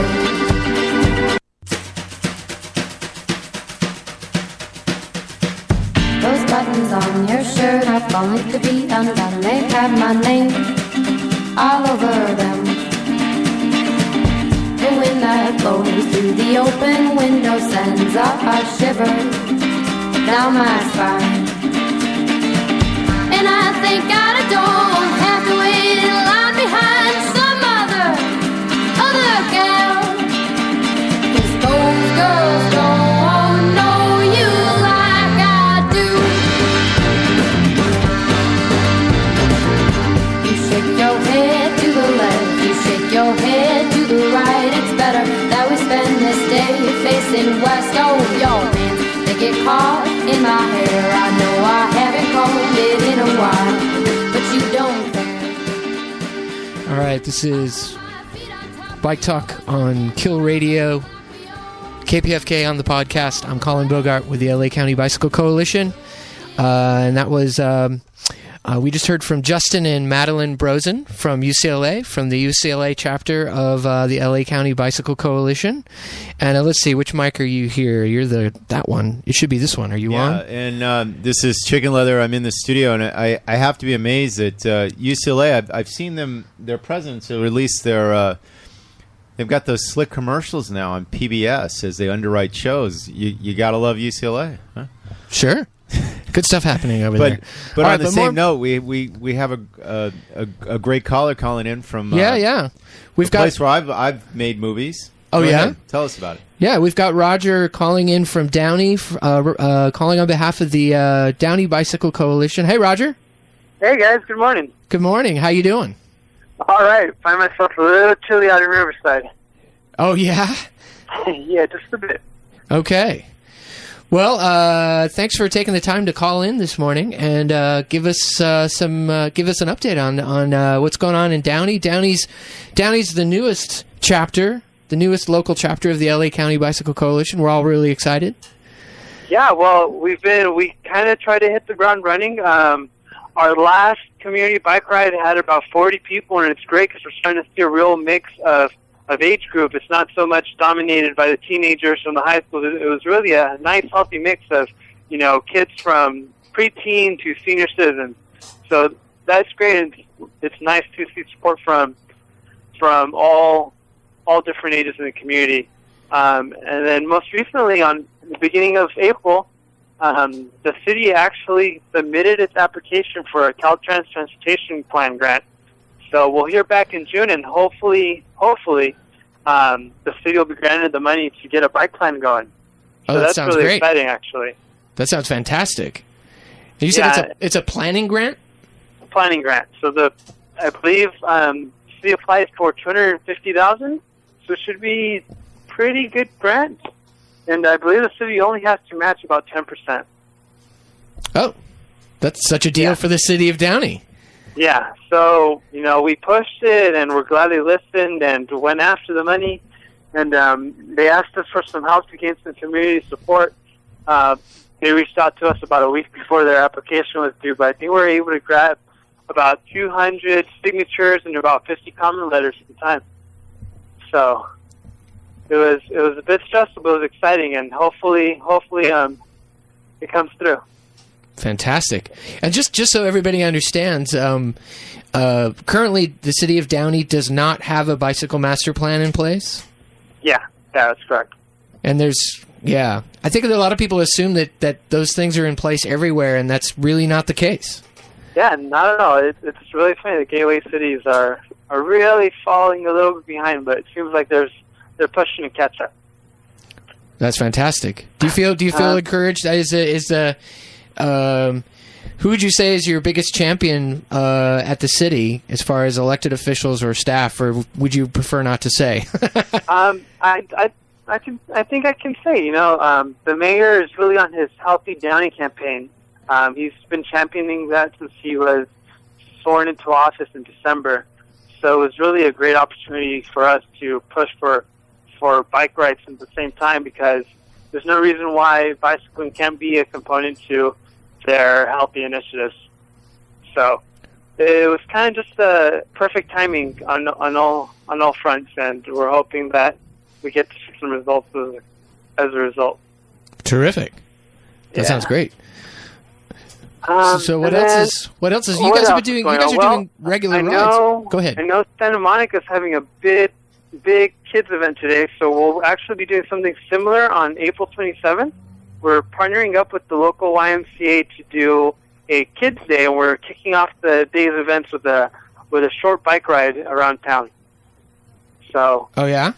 Yeah, so we're expecting about 20 to 30 kids to come out. So it's not too many, but it should be a good amount to given our coalition's numbers to keep a watchful eye over. And you said this is with the local YMCA? Yes. Yeah, so it's the local YMCA. And is the ride starting at the YMCA building? Yes, it'll be starting at the YMCA building. The ride starts at about 9:30, and then we'll be having waivers to sign at 9. And it'll be about a 5-mile loop around town. And when we get back, they should have carnival rides and a petting zoo set up. So it should be fun for the kids. You got a petting zoo? Yeah, YMCA is going all out. So that's awesome. Why not? I like that. Oh, hang on, Chicken. I turned your mic down. It's not the kind of pet, Colin. Those are animals, not the Miss whatever from. That's not what I thought. Chicken Leather always making it nasty and adult. No, come on. Roger, do you ever you mentioned Santa Monica? Do you ever? And I don't mean to get clandestine or anything, but do you ever go and spy on other towns and see what they're doing and bring it? Say, hey, they got a good idea. Let's try this in Riverside or something. Yeah, definitely. I mean, I was on the west side as recently as a year ago, so there's just a lot more going out there that you come back to the east side of LA County and it's like, wow, it's really lacking. So I think one of the biggest lessons I took was the advocacy aspect. And advocacy is really important. I strongly believe that, if you get people together, the politicians are going to listen, no matter even small towns. I think there just needs to be that community support to get things going. So, that's really the biggest takeaway I've had from other communities. And then ideas like Bike to School Day, that's something we're also taking on, and that was because I was encouraged to do so by Santa Monica Spoke and Glendale, and just from hearing from what they had to share about the event during last Bike Talk, actually. So cool. We're trying to get delved into that as well. And what is it? Have you guys solidified your plans for Bike to School Day? That's May 8th, right? Yeah. So for Bike to School Day, we'll actually be partnering with the local Kaiser Hospital, and they're going to be donating food and little prizes to give the kids as they arrive to school. So what we'll be doing is we'll be having a base set up at each of the middle schools, and we have flyers, and something really interesting is the schools here at the middle schools, they have their own quote-unquote production organization. So all their morning announcements are done over TV. So we actually have commercials that we took from the Bike to School Day website and adjusted them a little bit, and they'll be playing, they're already playing at the middle schools. And what we'll be doing for Bike to School Day is we're going to have a base set up at each middle school. I think I mentioned that already. But at each base, we're going to have city officials showing up, and the mayor's going to be at one location and council members at the other, and they'll be congratulating the kids, handing out snacks, giving them little pamphlets on how to bike safely. So it should be fun. And you mentioned, real quick, I want to say, you mentioned Kaiser. Is this related? Didn't Downey get, the Downey Bike Coalition, didn't you guys get a grant from Kaiser recently? Is that what this is? We got a small grant, and they said that, they were very much happy that we were becoming an organization in the city, and they looked forward to collaborate with us. And when we got the grant, actually, that was one of their suggestions. They were really hoping that we would reach out to them for Bike School Day. So we did, and they wanted to target on two. They wanted to have staff at two of the middle schools, so they'll have doctors and other staff at two of the schools, encouraging kids to be healthy and, trying to sell the benefits of bicycling as well.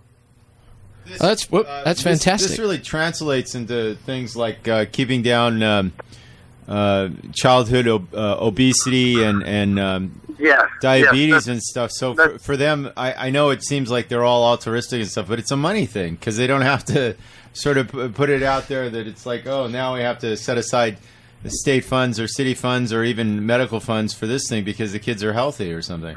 Yeah. I mean, that's one of the big selling points, in the public, in terms of public health when you're trying to talk to people about bicycles. And it's just about trying to get people to understand that really it's an investment in the future. Yeah, that's fantastic. Congratulations on the grant.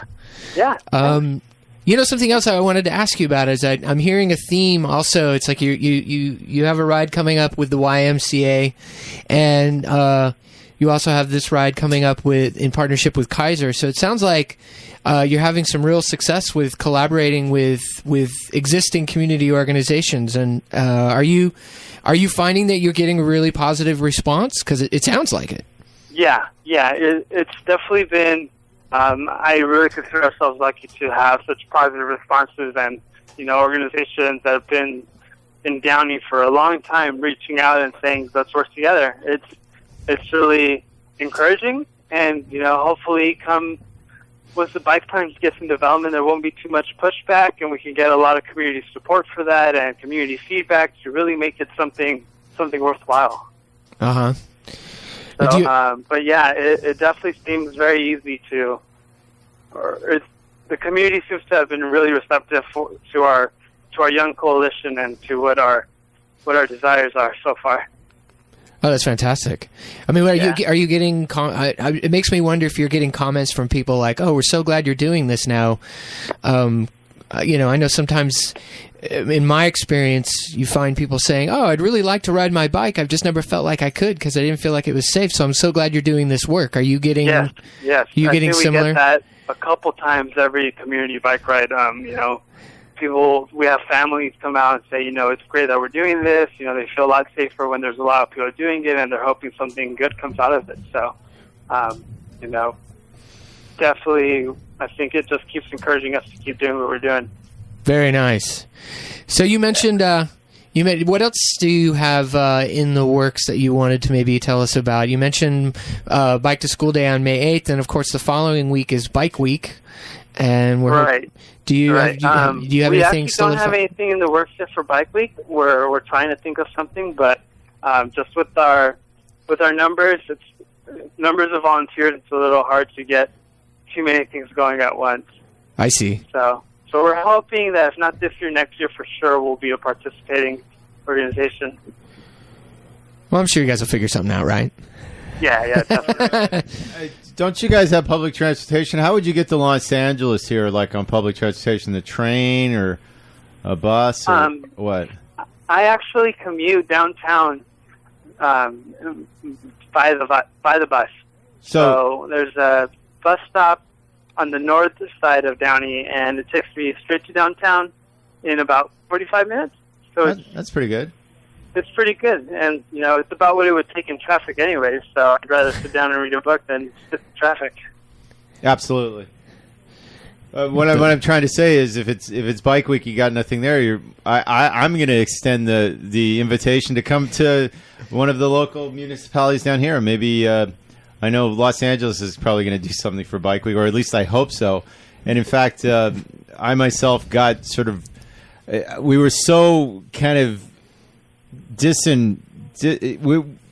people in the valley came to me and said, you guys never do anything in the valley. So I said, okay, if you guys don't do anything in the valley, I'll come out and do something in the valley for you next year. So in fact, I think that's the idea, all the bike riders coming together and kind of spreading the fun. I think that's actually one of the biggest roles LACBC plays. They do such a great job at announcing what's going on in the valley or what's going on here or there, and really getting the word across. And I've been to a couple of events where people really come from all over LA to participate in. That's fantastic. Absolutely. I remember Big Al from Long Beach. He said, at Long Beach, there's stuff here, but it's never my cup of tea. I'm always coming to Los Angeles and stuff. In fact, he got up at a city council meeting and they always said, well, you're the wrong zip code. And it's like, no, I'm not the wrong zip code. I spend a lot of money in your town. I'm the right zip code. And I think everybody always kind of equates the fact that it's like, if you live here, you're not a stakeholder within the confines of your city. I think anybody that comes and enjoys and spreads that same kind of goodwill should be considered a stakeholder and should be just given the same kind of issues and rights, too. Yeah, definitely. There's a lot of truth to that. I couldn't agree more. Well, one other quick question I have for you. I'm curious, as we all know, Ciclavia is coming up a week from tomorrow, April 21st. I know some of the chapters are organizing feeder rides. It's kind of a stretch for Downey. Yeah, but maybe you guys are ambitious. Downey is that if you just look at the Metro bike map, you see this big hole. Once you get out of LA County on the east side, Downey, all the gateway cities, there's just nothing there. I mean, I've gone to downtown on my bike a couple of times, and I go through Vernon, which is sketchy but not terrible.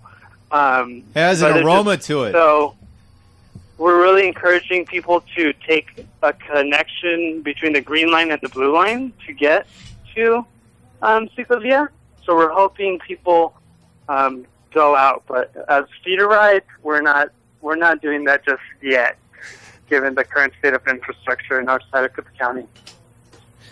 Got it. I figured it was kind of a stretch, but I check. I'm not trying to put you on the spot. Oh, no worries. So that's what's going on in Downey. That's fantastic. So basically, a couple of rides coming up. Again, the YMCA ride is what date? April 27th, it's Saturday at 9:30 in the morning. We'll be rolling out. And then you've got Bike to School Day on May 8th. Correct. And where do people find you if people want to look you up online? You guys are on Facebook right now? Yeah, we're on Facebook, so if you look up Downey Bicycle Coalition, we're there. We have a website we're trying to get going soon, so hopefully in the next month or two. And then if there's any questions or comments or anything, they can always email me at downeybike@gmail.com. downeybike@gmail.com. Correct. Okay. So, and then, of course, we'll all be anxiously awaiting the news in June as to whether or not the city of Downey gets this planning grant. Yeah, that'll sort of. We all will. So we'll be definitely launch. keeping you all in the loop. Yeah. So let's be serious. If you don't get the planning grant, are you going to go rogue and start just like doing your own sheros in the street and just saying, "Hey, man, we've had enough of the city. We're taking this into our own hands"? We'll definitely start exploring our options after that. We're hoping it's not necessary, but if not, then we're pretty confident we can get a lot of petitions signed, and there's a lot of resources in the county to tap into, so we'll definitely be exploring our options if nothing comes of it. Well, it sounds like the city's interested in pursuing this, this project, and if they weren't, they wouldn't have applied for it in the first place. Yeah. So that's good news.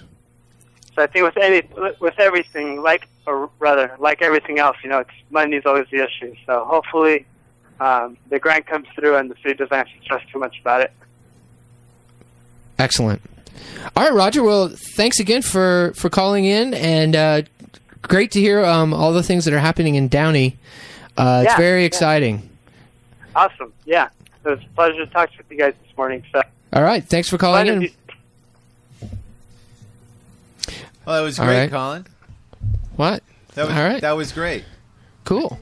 So good stuff happening. Good stuff happening in Downey. Yeah, and we're really excited. I need you to talk for a second so I can let Eric in Glendale know that he needs to call. He's texting me. We hinted at Ciclavia, and this would be the point where I'd reach over and hit the DVD and play something from other Ciclavia, but there he is on the phone. Here we go. And BikeTalk. There you go. Hello. He's going to hit the speakerphone now. And Hi. You can hear them all. Hey, Eric. I'm going to put you on the air. Okay. Here we go. It is Bike Talk on Kill Radio and KPFK on the podcast. All right, and now we have Eric Isayan from Walk Bike Glendale on the phone. Hey, Eric. Hey, guys. How you doing? We're doing great. How are you this morning? Oh, great. Can you hear us okay? I can hear you guys just fine. Can you hear me? We can hear you. We're a Verizon commercial all of a sudden. Come in, Glendale. Oh, great. Well, we're happy to be part of this Bike Talk and happy to participate. We really appreciate all of the work you guys are doing and the Bike Talks that you guys are always consistent with and spread a lot of great information to everybody. Excellent. So Eric, lots of things going on in Glendale right now. Absolutely. We just finished up a really successful bike ride with the mayor, the outgoing mayor, Frank Quintero. I think his last day was actually Friday, and we had it was their second annual bike ride with the mayor. The first one was thanks to the efforts of Colin Bogart for setting it up, and we finally were able to set up the second one, and we had about 50 people come. We saw a lot of great stops. And including the Riverwalk, which is our newest bike path that Glendale just created, and it goes along the LA River in the Glendale Narrows section, and it will eventually be expanded to include a bridge that will connect to Griffith Park, and we're really excited about that. We got to show that to everybody. It was our first ride over there. And it was very exciting, and everybody was very excited to see it. And I think the mayor was very happy to be able to talk about it with everyone as well. Definitely. Now, I was along for that ride. And I have to commend you. I believe you worked on the route this time? Yeah, I helped organize it along with Rye and all of us. It's always a team effort to put these things on. True. It was a fine route. And a good ride. I think it's pretty significant, though. I mean, there's not a lot of cities that can say, hey, our mayor did a ride. And in fact, we had a ride. It was the mayor's ride. And so I think that's pretty amazing. Absolutely. To go Absolutely. from... And really big thanks to Colin. He really started a lot of this stuff in Glendale. Oh, shucks. And what we're doing is just a continuation of that effort. He was really the main driver to connect the people who bike every day with the city and the city staff and all the council members. And now we're just working off of those relationships and trying to make that stronger. And because we think that's that's a big key in moving this forward in what we're doing here with walking and biking. Terrific. I'm very excited about what you guys are doing in Glendale. It's fantastic. Now, the sad news, of course, is that, as you mentioned, Frank Quintero's last day as a mayor and as a city council member was yesterday. Right. So there's a bit of a shakeup in the city council, and from what I understand, there's a few question marks about what's going to happen next.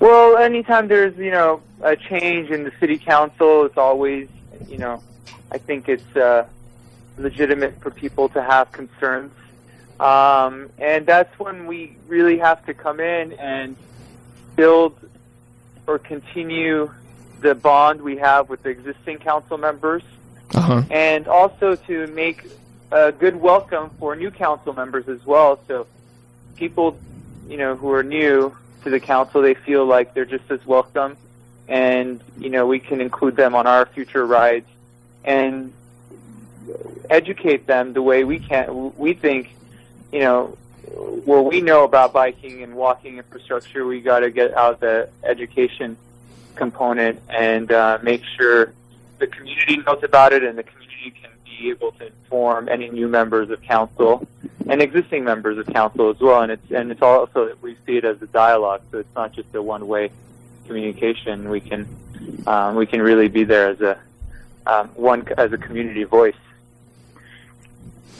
So you're reaching out to there's a couple of new council members coming in? Yes, and we definitely plan to. I've actually, the new council member who we do have, I have tried reaching out to him, and we hope in the coming weeks and months we can definitely set up a meeting and continue the dialogue that we've been having with the other council members.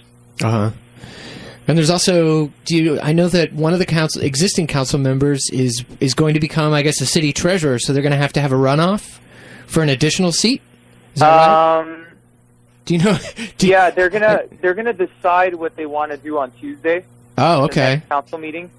They are the city council member Rafi Manukian, who ran for treasurer and won the position. He's no longer going to be on the council. He was a big bike supporter, so we're sad to see him not on council anymore. So there's an open fifth seat, and the 4 remaining council members are going to decide to either appoint somebody or do a special election for that seat. And of course, if they do a special election, it's going to cost a lot of money.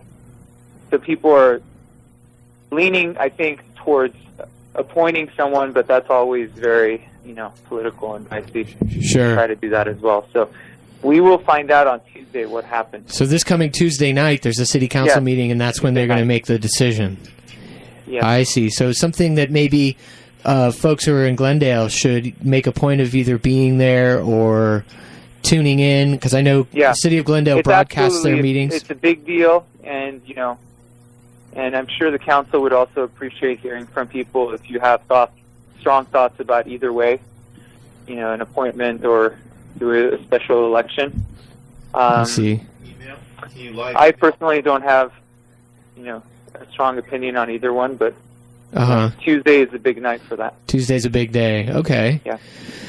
So, Walk Bike Glendale has got some events coming up, right? Yes, got a we bike do. Ride coming up. We have a Ciclavia feeder ride coming up on the 21st. We're really excited about that. We will meet at Glendale Central Park, and our Central Park is located just south of the Central Library. We will meet there at around 9 a.m. and head off around 9:30. And we're letting out, getting the word out there, trying to get as many Glendale people to meet us in Glendale and ride together to Ciclovia, and then we'll ride back as well together. I think that's still in the works where exactly we're going to meet and at what time we're going to ride back. But if you do come, we will let you know, and we will be happy to have you. And then our next event, the following event, is Jewel City Bike Ride, which that's what it's called. It's hosted by the Glendale Rotary Club, and we are also a co-sponsor. We're helping them organize it as well. And that's going to be a really big ride. Let me actually check the. I believe that's on May 19th. Sorry, I don't have the date exactly. It's May 19th? May 19th, that's right. May 19th. I know because Rye asked me if I could come help. So it's sort of burned into my brain at this point. It's May 19th. There will be one. It's a big like 20-mile ride that will happen. There's several rides. The biggest one is this 20-mile ride that's called the Gear Grinder, and it's going to have a lot of hills, a lot of intense biking. It's really meant for the pro cyclists out there. But it'll be a great route, and it's all the money is going to go help to fund the Rotary Club and also the local homeless shelter we have here called Essentia. The other ride we're going to have is a smaller, more family-friendly ride, and that will happen in the morning around 9 a.m. And that's going to be just a neighborhood ride that Walk by Glendale is really organizing and helping marshal that ride. And all the fees for it. The fees, I think the Gear Grinder is about $35 to participate in the family ride. I believe it's about $15, much less. And again, it all goes to support Essentia and their Rotary Club. So that's fantastic. We are really looking forward to it, and we invite everybody to come outside of Glendale, inside of Glendale. Whoever is new to cycling or professional, I think this is a great ride for everyone. That sounds like a lot of fun, and for a good cause to boot. Absolutely. So what's not to like about that? We're really happy to be able to partner up with other organizations in Glendale to do this ride, because that's another key we see as being really important in our efforts to get the word out on biking and walking and establishing good relationships in the community. And so that's May 19th. Do you know where's the ride starting? What's the start point? Oh yeah, we're going to meet at Verdugo Park. It's all like it's all at Verdugo Park. Be happening at Verdugo Park. Okay, which is on Verdugo, right near Glendale City College, right? Yeah, exactly. Okay. And if people want more info, you guys have. It's on. Go ahead. Sorry, it's on Kenyatta Boulevard. Sorry. Just north of GCC, Glendale College, and if you want to get more information, you can get on our website walkbyglendale.org or on our Facebook page, and we'll be posting more information about it in the coming weeks, and also our website has some info on it as well. So you got the Ciclovia feeder ride, and we got the Jewel City fun ride on the 19th. Any other items you want to mention real quick? Well, those are the big things, and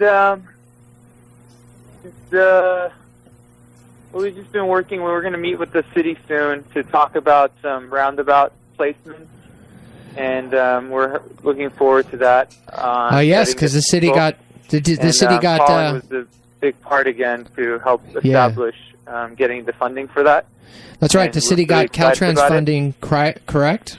What's that? The city got Caltrans funding to put in bike infrastructure around the city, and you guys are involved in helping to plan for it and promote it, right? exactly. We're going to help with the community outreach and helping them out wherever they need help with. Can you tell us a little bit about roundabouts and what they do? I know I've been on Maple and do it, but for our listeners that don't know exactly what it is, can you explain it a little to us? What is a roundabout? Yeah. Well, maybe, Colin, why don't you explain it? Because I think you're the expert on it. I think Chicken Leather was trying to get you to talk, but sure. I mean, the idea is that they're putting in small neighborhood roundabouts at certain intersections to basically slow traffic. And a roundabout is basically a round chunk of concrete and plants in the middle of an intersection that basically, as you approach the intersection, you have to slow down, and B, in an ideal situation, there isn't actually a stop sign; it's just a yield, and you basically you have to turn to the right and go around this thing to either go straight through the intersection, or if you're going to turn left or right, you actually have to do a circular counterclockwise motion around the roundabout to make those. And it's considered actually much safer than even a four-way stop sign or a four-way traffic light intersection.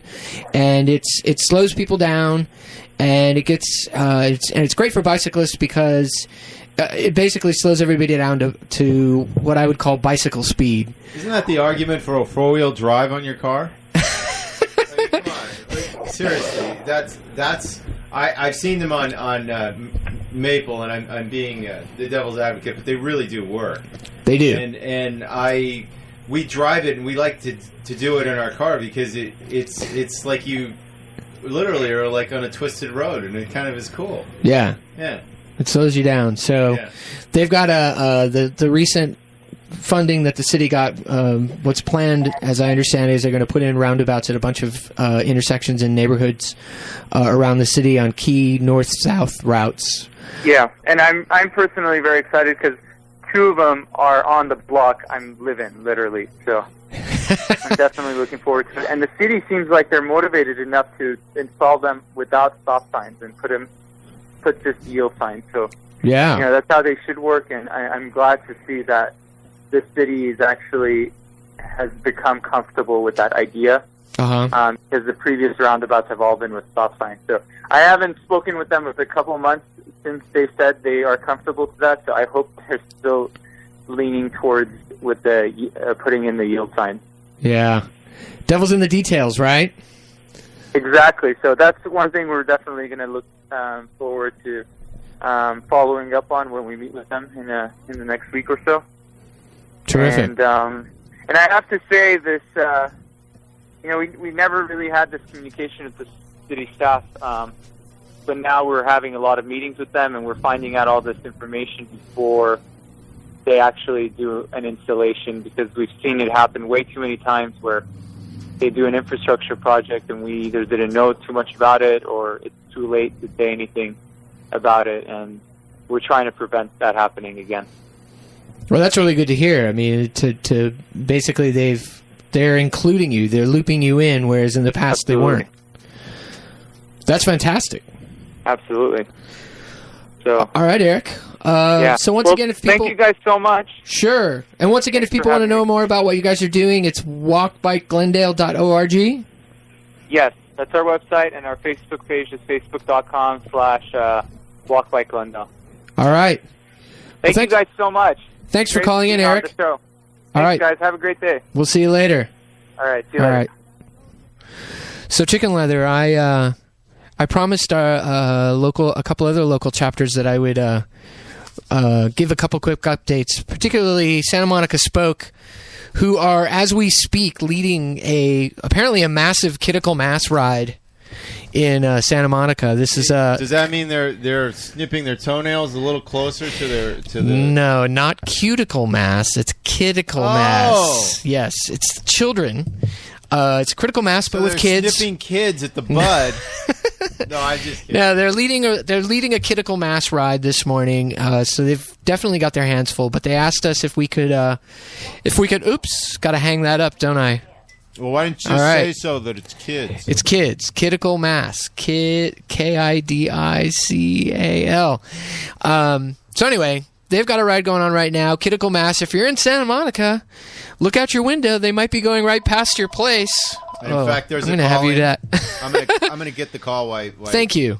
I appreciate that. But they, Santa Monica Spoke wanted you all to know that. Okay. Hang on one second. Put that on. There we go. It's a little. So, Ciclavia, they want everybody to know that the West Side and Santa Monica feeder rides to Ciclavia is going to be posted at santamonicaspoke.org by Sunday, 4/14, tomorrow. And we'll also include rides. Santa Monica Spoke ride is going to start from the east end of Santa Monica with coffee, snacks, and a fundraiser with raffle prizes hosted by Helen Cycles. They're going to pick up riders at the Santa Monica Bike Center and the Cannon at the top of Santa Monica Pier en route to Ciclavia. They want everybody to know there's a family-oriented ride to Ciclavia beginning and ending at the Santa Monica Bike Campus, which is at the end of Ocean Park Boulevard. The return ride is going to leave Ciclavia at 12:30 p.m., and it's being coordinated by Bike It, Walk It. Let's see, what else? SMC is doing a scavenger hunt at Ciclavia, sponsored by Setma Cargo and Mar Vista Farmers Market. And that's going to start in DTLA, downtown LA, and end at Abbott Kinney. And they sent me a Facebook link that I can't possibly read on the air because it's just a bunch of numbers and dashes. So go to the santamonicaspoke.org website, and I'm sure there's a link. Of course, Santa Monica Spoke is working on lots of Bike to Work Week stuff, and that's all in the works. And they're also going to do a feeder ride on Friday of Bike Week to go to Bike Night at the Hammer Museum in Westwood. That should be a big deal. They also want us to mention that there's a Santa Monica Festival being planned for June 1st at Clover Park in Santa Monica, so mark your calendars. Santa Monica Spoke's going to host a bike exhibit, Rules of the Road educational talks, and a kids rodeo. So all of this, again, is going to be at SM Spoke. Rodeo. Oh, is it rodeo on the west side? Is that what you're saying? I have no idea. So all of this information is posted or going to be posted at smspoke.org. They also have a Facebook page, Santa Monica Spoke. You can also find them on the LACBC's local chapter page. There's a link to them, and they're also on Twitter. Twitter at SM Spoke. At SM Spoke is their handle. So it looks like we have somebody else on the phone. Who do we have on the phone here? Why, that would be Manuel from the east side. Is it correct to say that, or is it you guys don't want to be known? Is by this that? Montebello? Montebello. Yeah, Montebello. We're East part of of the Los east side. Hi, Manuel. How you doing? Hey, pretty good. How are you guys doing? Doing okay. I'm so glad you were able to call in this morning. Yeah, barely. I was trying to call, but the lines are busy. Yeah, once I have somebody on the phone, we don't have multiple lines. Sorry. Archaic kill radio technology. I'm glad I'm able to squeak in at the last minute, I guess. I'm so happy you called. So, Manuel, Montebello Bike Coalition, what's going on? Well, we have a few things going on. Most recently, we just had in February a public hearing regarding the feasibility study. So it was an opportunity for the community to voice their opinions and comments on what they want to see in the city. And so we were pretty excited about that. There was a pretty good turnout. And, the representatives from, the city staff, the planning committee, and also Wilden Engineering, which is the contractor that's going to be doing the study, were both really interested in actually taking note of what we were saying. And we should be hearing, within maybe a week or so, some results of the study, and hopefully we can move forward from there. That's what's that's what's happened as far as all of the advocacy that's been going on within the city. But for events tomorrow, we're actually going to be having a little social bike barbecue thing going on that people are interested. It's going to be a pretty good ride. What's up? I want to come. Tell us more. Well, you're all invited. Yeah, tomorrow at 9 a.m. We're inviting people to meet us at the Atlantic Gold Line station. That's in East LA, and from there we're going to ride to Montebello. It's about 5 miles, to Grant Lake Park, which is where one of the entrances to the Rio Hondo bike path is at. Uh-huh. We're going to do a ride to the around the Emerald Necklace, and then after that we're going to have a barbecue. So you can either meet us at Atlantic Gold Line Station, or if you want to meet us at the park, the address is 600 Ray Drive, REA Drive in Montebello, and you could probably meet us at around 9:30, 9:45ish to give us time to ride there. We're going to have Is it a potluck? burgers, hot dogs, veggie burgers, inviting people to come out and hang out and talk about stuff. So everyone's invited to come to that. Should be pretty cool. Is it bring your own, or are you guys feeding everybody? Well, we're going to try to feed some people. Okay. Obviously, we can't feed everyone, but while supplies and ingredients last, we can feed as many people as we can. But we also encourage folks to bring dishes of their own if they want to share. So, I mean, we're trying to feed people. So hopefully, there's enough. Sure, it's just like Mom told you, right? You should bring at least it's at least something to contribute. That's only the polite thing to do, right? Yeah, definitely. Just come share with folks and have a good time. Oh, that sounds really great. So that's tomorrow morning, meeting at the Atlantic Gold Line Station, and then you guys are going to ride from there. That sounds like a lot of fun. Yeah, and so I guess after the whole ride, the barbecue start around 11ish. So if folks that don't have a bike want to come and hang out and talk about bike issues and whatnot, they can meet us. You can drive there. There's a parking lot, and they can just meet us there for the barbecue as well. We're inviting everyone. That sounds great. Yeah. Real quick, I wanted to rewind briefly. Is you mentioned this feasibility study? What's the feasibility study for? I'm not clear on that. Oh yeah, sorry about that. The feasibility study is pretty much this a big study that's going to analyze all the streets within the city limits of Montebello and try to determine which streets are best suited for bike lanes and other infrastructures that would suit cyclists within the city. And so we're hoping that will show that there is a need for bike lanes and other bike paths and bike ways in the city. And that's pretty much what it is. It's analyzing, measuring the streets. I see. Measuring the traffic volume to kind of decide which would be the best and safest routes for bike ways within the city. I see. And you're expecting that to be out in like the next couple of weeks? Yeah. We touched base with some of the planning staff about maybe 2 weeks ago, and they told us that they're finalizing it, and they should be getting the results soon. So as soon as we find out about that, we're going to let everyone know and, get to work and get some lanes in there or something. Sounds great. So they're just going straight to let's figure out where we can put it and then put some stuff in possibly. Yeah, hopefully. Okay. Yeah. All right. And then tomorrow you got a barbecue. Any other events coming up that you want to talk about? What are you guys doing for Cyclavia? Are you going to try, kind of like Downey, it seems pretty ambitious to do a feeder ride, but then again, maybe not. Yeah, it depends on the number of people, but we've been planning it. We don't have all the specifics set yet, but we're planning to meet up in Montebello. The location has yet to be determined, but we're going to be riding to the Gold Line and then taking the Gold Line up until about Indiana, where the bike lanes on 1st Street start in East LA, and then riding that to the start of the Cyclavia event. Because we were going to, I guess it depends on the people that show up, and if people are, courageous enough, we can probably ride all the way there. But it's going to be a pretty long route all the way to Venice. So Sure. No. Save our legs. No. I like to incorporate transit into my longer trips too. Chicken says absolutely. Yeah. No harm in that at all. That sounds great. Hey, so just one last thing. We've got lots of friends that come from Montebello over to the Bike Oven, which is in beautiful downtown Cypress, Highland, and now gerrymandered to be Lincoln Heights. But we're just wondering, is there a bike collective closer to you, maybe as the crow flies, than the Bike Oven in Cypress Park? Not really, not within the city limits that I know of. It's just kind of like a network of people who know people who work on bikes and kind of help each other out, but that's about it.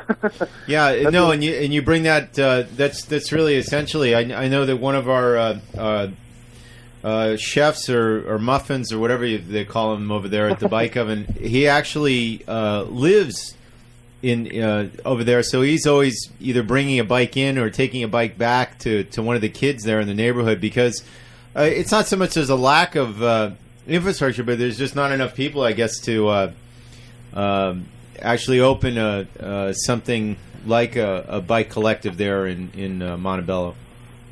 Yeah, I guess we just gotta talk about it more and get more people involved. Yeah, we usually what we do is mention stuff like the Bike Oven and all the other little community orgs around where people can go, which isn't that close to us, but it's still something where you can be amongst similar-minded people who can show you how to properly maintain your bike and keep it up and running. Yeah, I think All right. The last time I was there at the Atlantic Stop was for the Taste of East LA, which was a great event. But it was one of those things where everybody from the whole Los Angeles basin came down because of the great food and the entertainment, and of course the bike ride in the morning. So it's not like you're sort of dissected from Los Angeles. It's just that you have to just ride a little further. Yeah, pretty much. We like to incorporate rides into surrounding areas as well, because it's important to have a network. So that's really what it is. It's a network of connecting communities. Absolutely. Yep. So any other events in the works that you might want to mention real quick before we gotta wrap things up? We're still planning some stuff for Bike to Work Day and week and month. So we don't have any concrete stuff for that yet. But in June, we have a couple of events coming up. We're in the works of planning a Mayor's Ride in June 9th, if folks want to keep that in mind. And also on June 15th, since we're talking about East LA, there's going to be the Boyle Heights Primavera Festival, which is a kind of like a festival to promote healthier lifestyles and active lifestyles. And there's going to be lots of workshops about eating healthier and stuff like that. But part of it is going to include a little bike tour of 4 community gardens in the area: Proyecto Pastoral, Jardín Abundancia, Girls Today, Women Tomorrow, and Proyecto Jardín. And at each stop, there's going to be a little workshop. I think there's going to be yoga, juicing, and making smoothies and stuff like that. So that's another exciting thing that's coming up as well. Cool. And you guys have a website set up, or are you on Facebook right now? Yeah, we have a Facebook. You can look us up at Montebello Bicycle Coalition. I believe the actual URL is facebook.com/Bike Montebello. Okay. Yeah. So people can go there for more information. You guys have any questions? Sorry? Cool. So that people can go there if they want to get more details as you know them. Yeah, definitely. Yeah, so, as soon as we find out and finish all the details for some of the events that we don't have concrete details, we'll put them up there, and also information regarding the analysis and the findings of the feasibility study. Terrific. Mm-hmm. So quick recap: you got a barbecue tomorrow, meeting at the Atlantic Station, and riding to the park. And then you've got some feeder rides for Ciclavia and some pending events in June. That's fantastic. Yep. Love to hear that. Thank you so much for calling in this morning. Yeah, thanks, guys. All right, have a good day. You too. All right. So Chicken Leather. Well, I'm looking at the clock. I know. And seeing we're going over time. No, but it's good. You can hit play. Yeah, except I have something to read. Oh, well, go ahead. Read that first. I was thinking this could be background music. Yeah. I see. Something. I see. And we were supposed to get a call in, and I'm sure that she kept calling from Linda of the quote unquote informal sound kind of bike that's going out on Ciclavia next week. We just don't know if she's calling in, but hey, here's a little music that she made over at the Concord. Let's see if we can't just bring it up. It's Which turntable. One? Turntable. Okay. Pull up the turntable. Okay. And that should be in the background. And of course, this died again. It's our table it doesn't is so seem old to that be working. we're getting little jumps in the power here. Well, but anyway, go ahead and read that. Okay, so I'll see if I can't get this in the background. So I promised Daniela out at the Pomona Valley Bike Coalition that we would mention what they've got coming up. because they were not in a position, I don't think, to be able to call this morning. They want everyone to know that for Bike Month, they're partnering up with the Pomona Art Walk Association to be part of the Art Walk on May 11th. They'll be offering bike maintenance and trainings and workshops, bike education, materials, and an opportunity to create spoke cards. That sounds like fun. There'll also be related bike art at the galleries. It's going to be a big event for May. And again, that's on May 11th. They're looking forward to that. They're also going to be partnering, the Pomona Valley Bike Coalition is going to be partnering with the City of Pomona for Bike to Work Day on Thursday, May 16th at the bus station on 1st and Main. They're going to be doing a Bike to Work Day pit stop, I believe, on that day. And let's see, also they're going to be part of the City of Covina's Public Works Day on Saturday, May 18th. On Saturday, May 18th, there's going to be a Public Works Day in Covina. They're going to be doing some educational workshops there, and you have to check out their website for more detail. Which I know they've got a website, but I don't have the actual site written down here. I know they're on Facebook, and I think they set up a website. But if you go to the LA County Bicycle Coalition's main site, la-bike.org, and there's a link, there's a tab at the top that says Get Involved. Click on that, and then there's a tab for local chapters. And you can link to the Pomona Valley Bike Coalition from there. And just want to wrap it up here. Chicken Leather, the quick LACBC updates. We are currently encouraging people to sign a petition or send letters to save the green lane on Spring Street in downtown LA.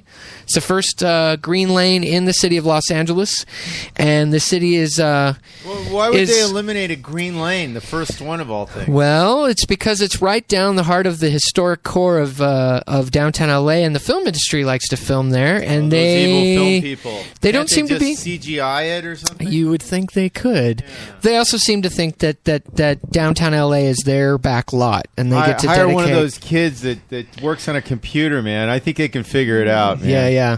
I think it's more, the key to that one issue, and you can read more about it on the LACBC website, la-bike.org, is that the green bike lanes in downtown LA were the result of community support. There was the local let's neighborhood. Not forget those Dutch people. They came in, and the minute they were gone, they were in. Sure, but the neighborhood council was very strongly in support of it. The local merchants on the street were in support of it. So basically, the community that lives and works and has businesses there supported this project. And so it's really ridiculous that the film industry is coming in and telling the city, you should take this out because it's hurting our film business. Meanwhile, they published a report in the LA Times the other day that actually says that the filming industry and film business in this city is actually up. Yeah. So it sort of contradicts what they're saying. Yeah. And so we have a draft letter that we're asking people to send, I believe, to the mayor's office. So if you go to la-bike.org, you'll find it there. And then, of course, Ciclavia is coming up. LACBC is looking to have an advocacy trailer. We're going to have a trailer that we're going to be pulling around on a bike, and it's going to be people's opportunity to sign petitions for various bike projects around the city. So when you're at Ciclavia, be on the lookout for the LACBC advocacy trailer. That's broken down, right? So you can help tow it, right? No, we're just kidding. We're also really excited. We just finished a Rules of the Road pocket guide. I saw that. And we're going to be giving a bunch of them to Ciclavia, and they're going to have them at, I believe, all of the hubs. And then they're also going to be available at the LACBC is going to have a booth in Culver City. So pick up your copy of the Rules of the Road pocket guide. It's a bilingual pocket guide, English and Spanish, and it fits in your pocket. So the idea is also that we're just telling you right now, Ciclavia, the route has changed. It's going to be to the sea, downtown LA to Venice Beach. I know that if you get on public transportation, there are some maps. We have a few here, and we'll have a link. I think LACBC probably has a link on their website to the new route, right? I don't know if we have a link to the new route, Well, but you should. You could. I'm sure we have a link to seeklavia.org. There you go. And that's the new route. And it'll be there. You go to seeklavia.org, and I'm sure it's not going to be hard to find that new route. As you heard, there's going to be feeder rides. I think it all meets downtown at... Well, there's. I mean, it depends on which way you're coming from, but the downtown hub is. There's actually two downtown hubs. There's one at City Hall, and that's where the one, Dog and Pony Show is probably going to happen. And there's also the El Pueblo hub, which is basically Olvera Street, I believe. Right. But there's hubs.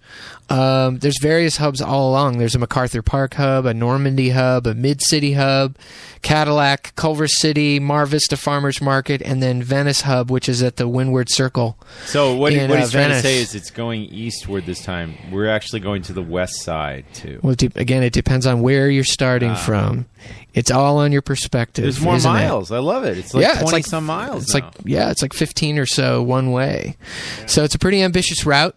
Be very interesting to see how that goes, and that's a week from tomorrow, April 21st. So if you haven't checked your bike out, pump up those tires and check your brakes. And with that being in mind, there's a lot of bike collectives, including the Bike Oven, that's going to be doing impromptu kind of clinics all week long. So come on, bring your bike, and we'll try and see, along with the Bike Kitchen and Bikerwave.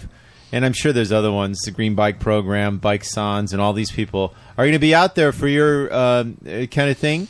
Even some of the bike shops are doing double duty to help you out with getting you back on the road for a bike.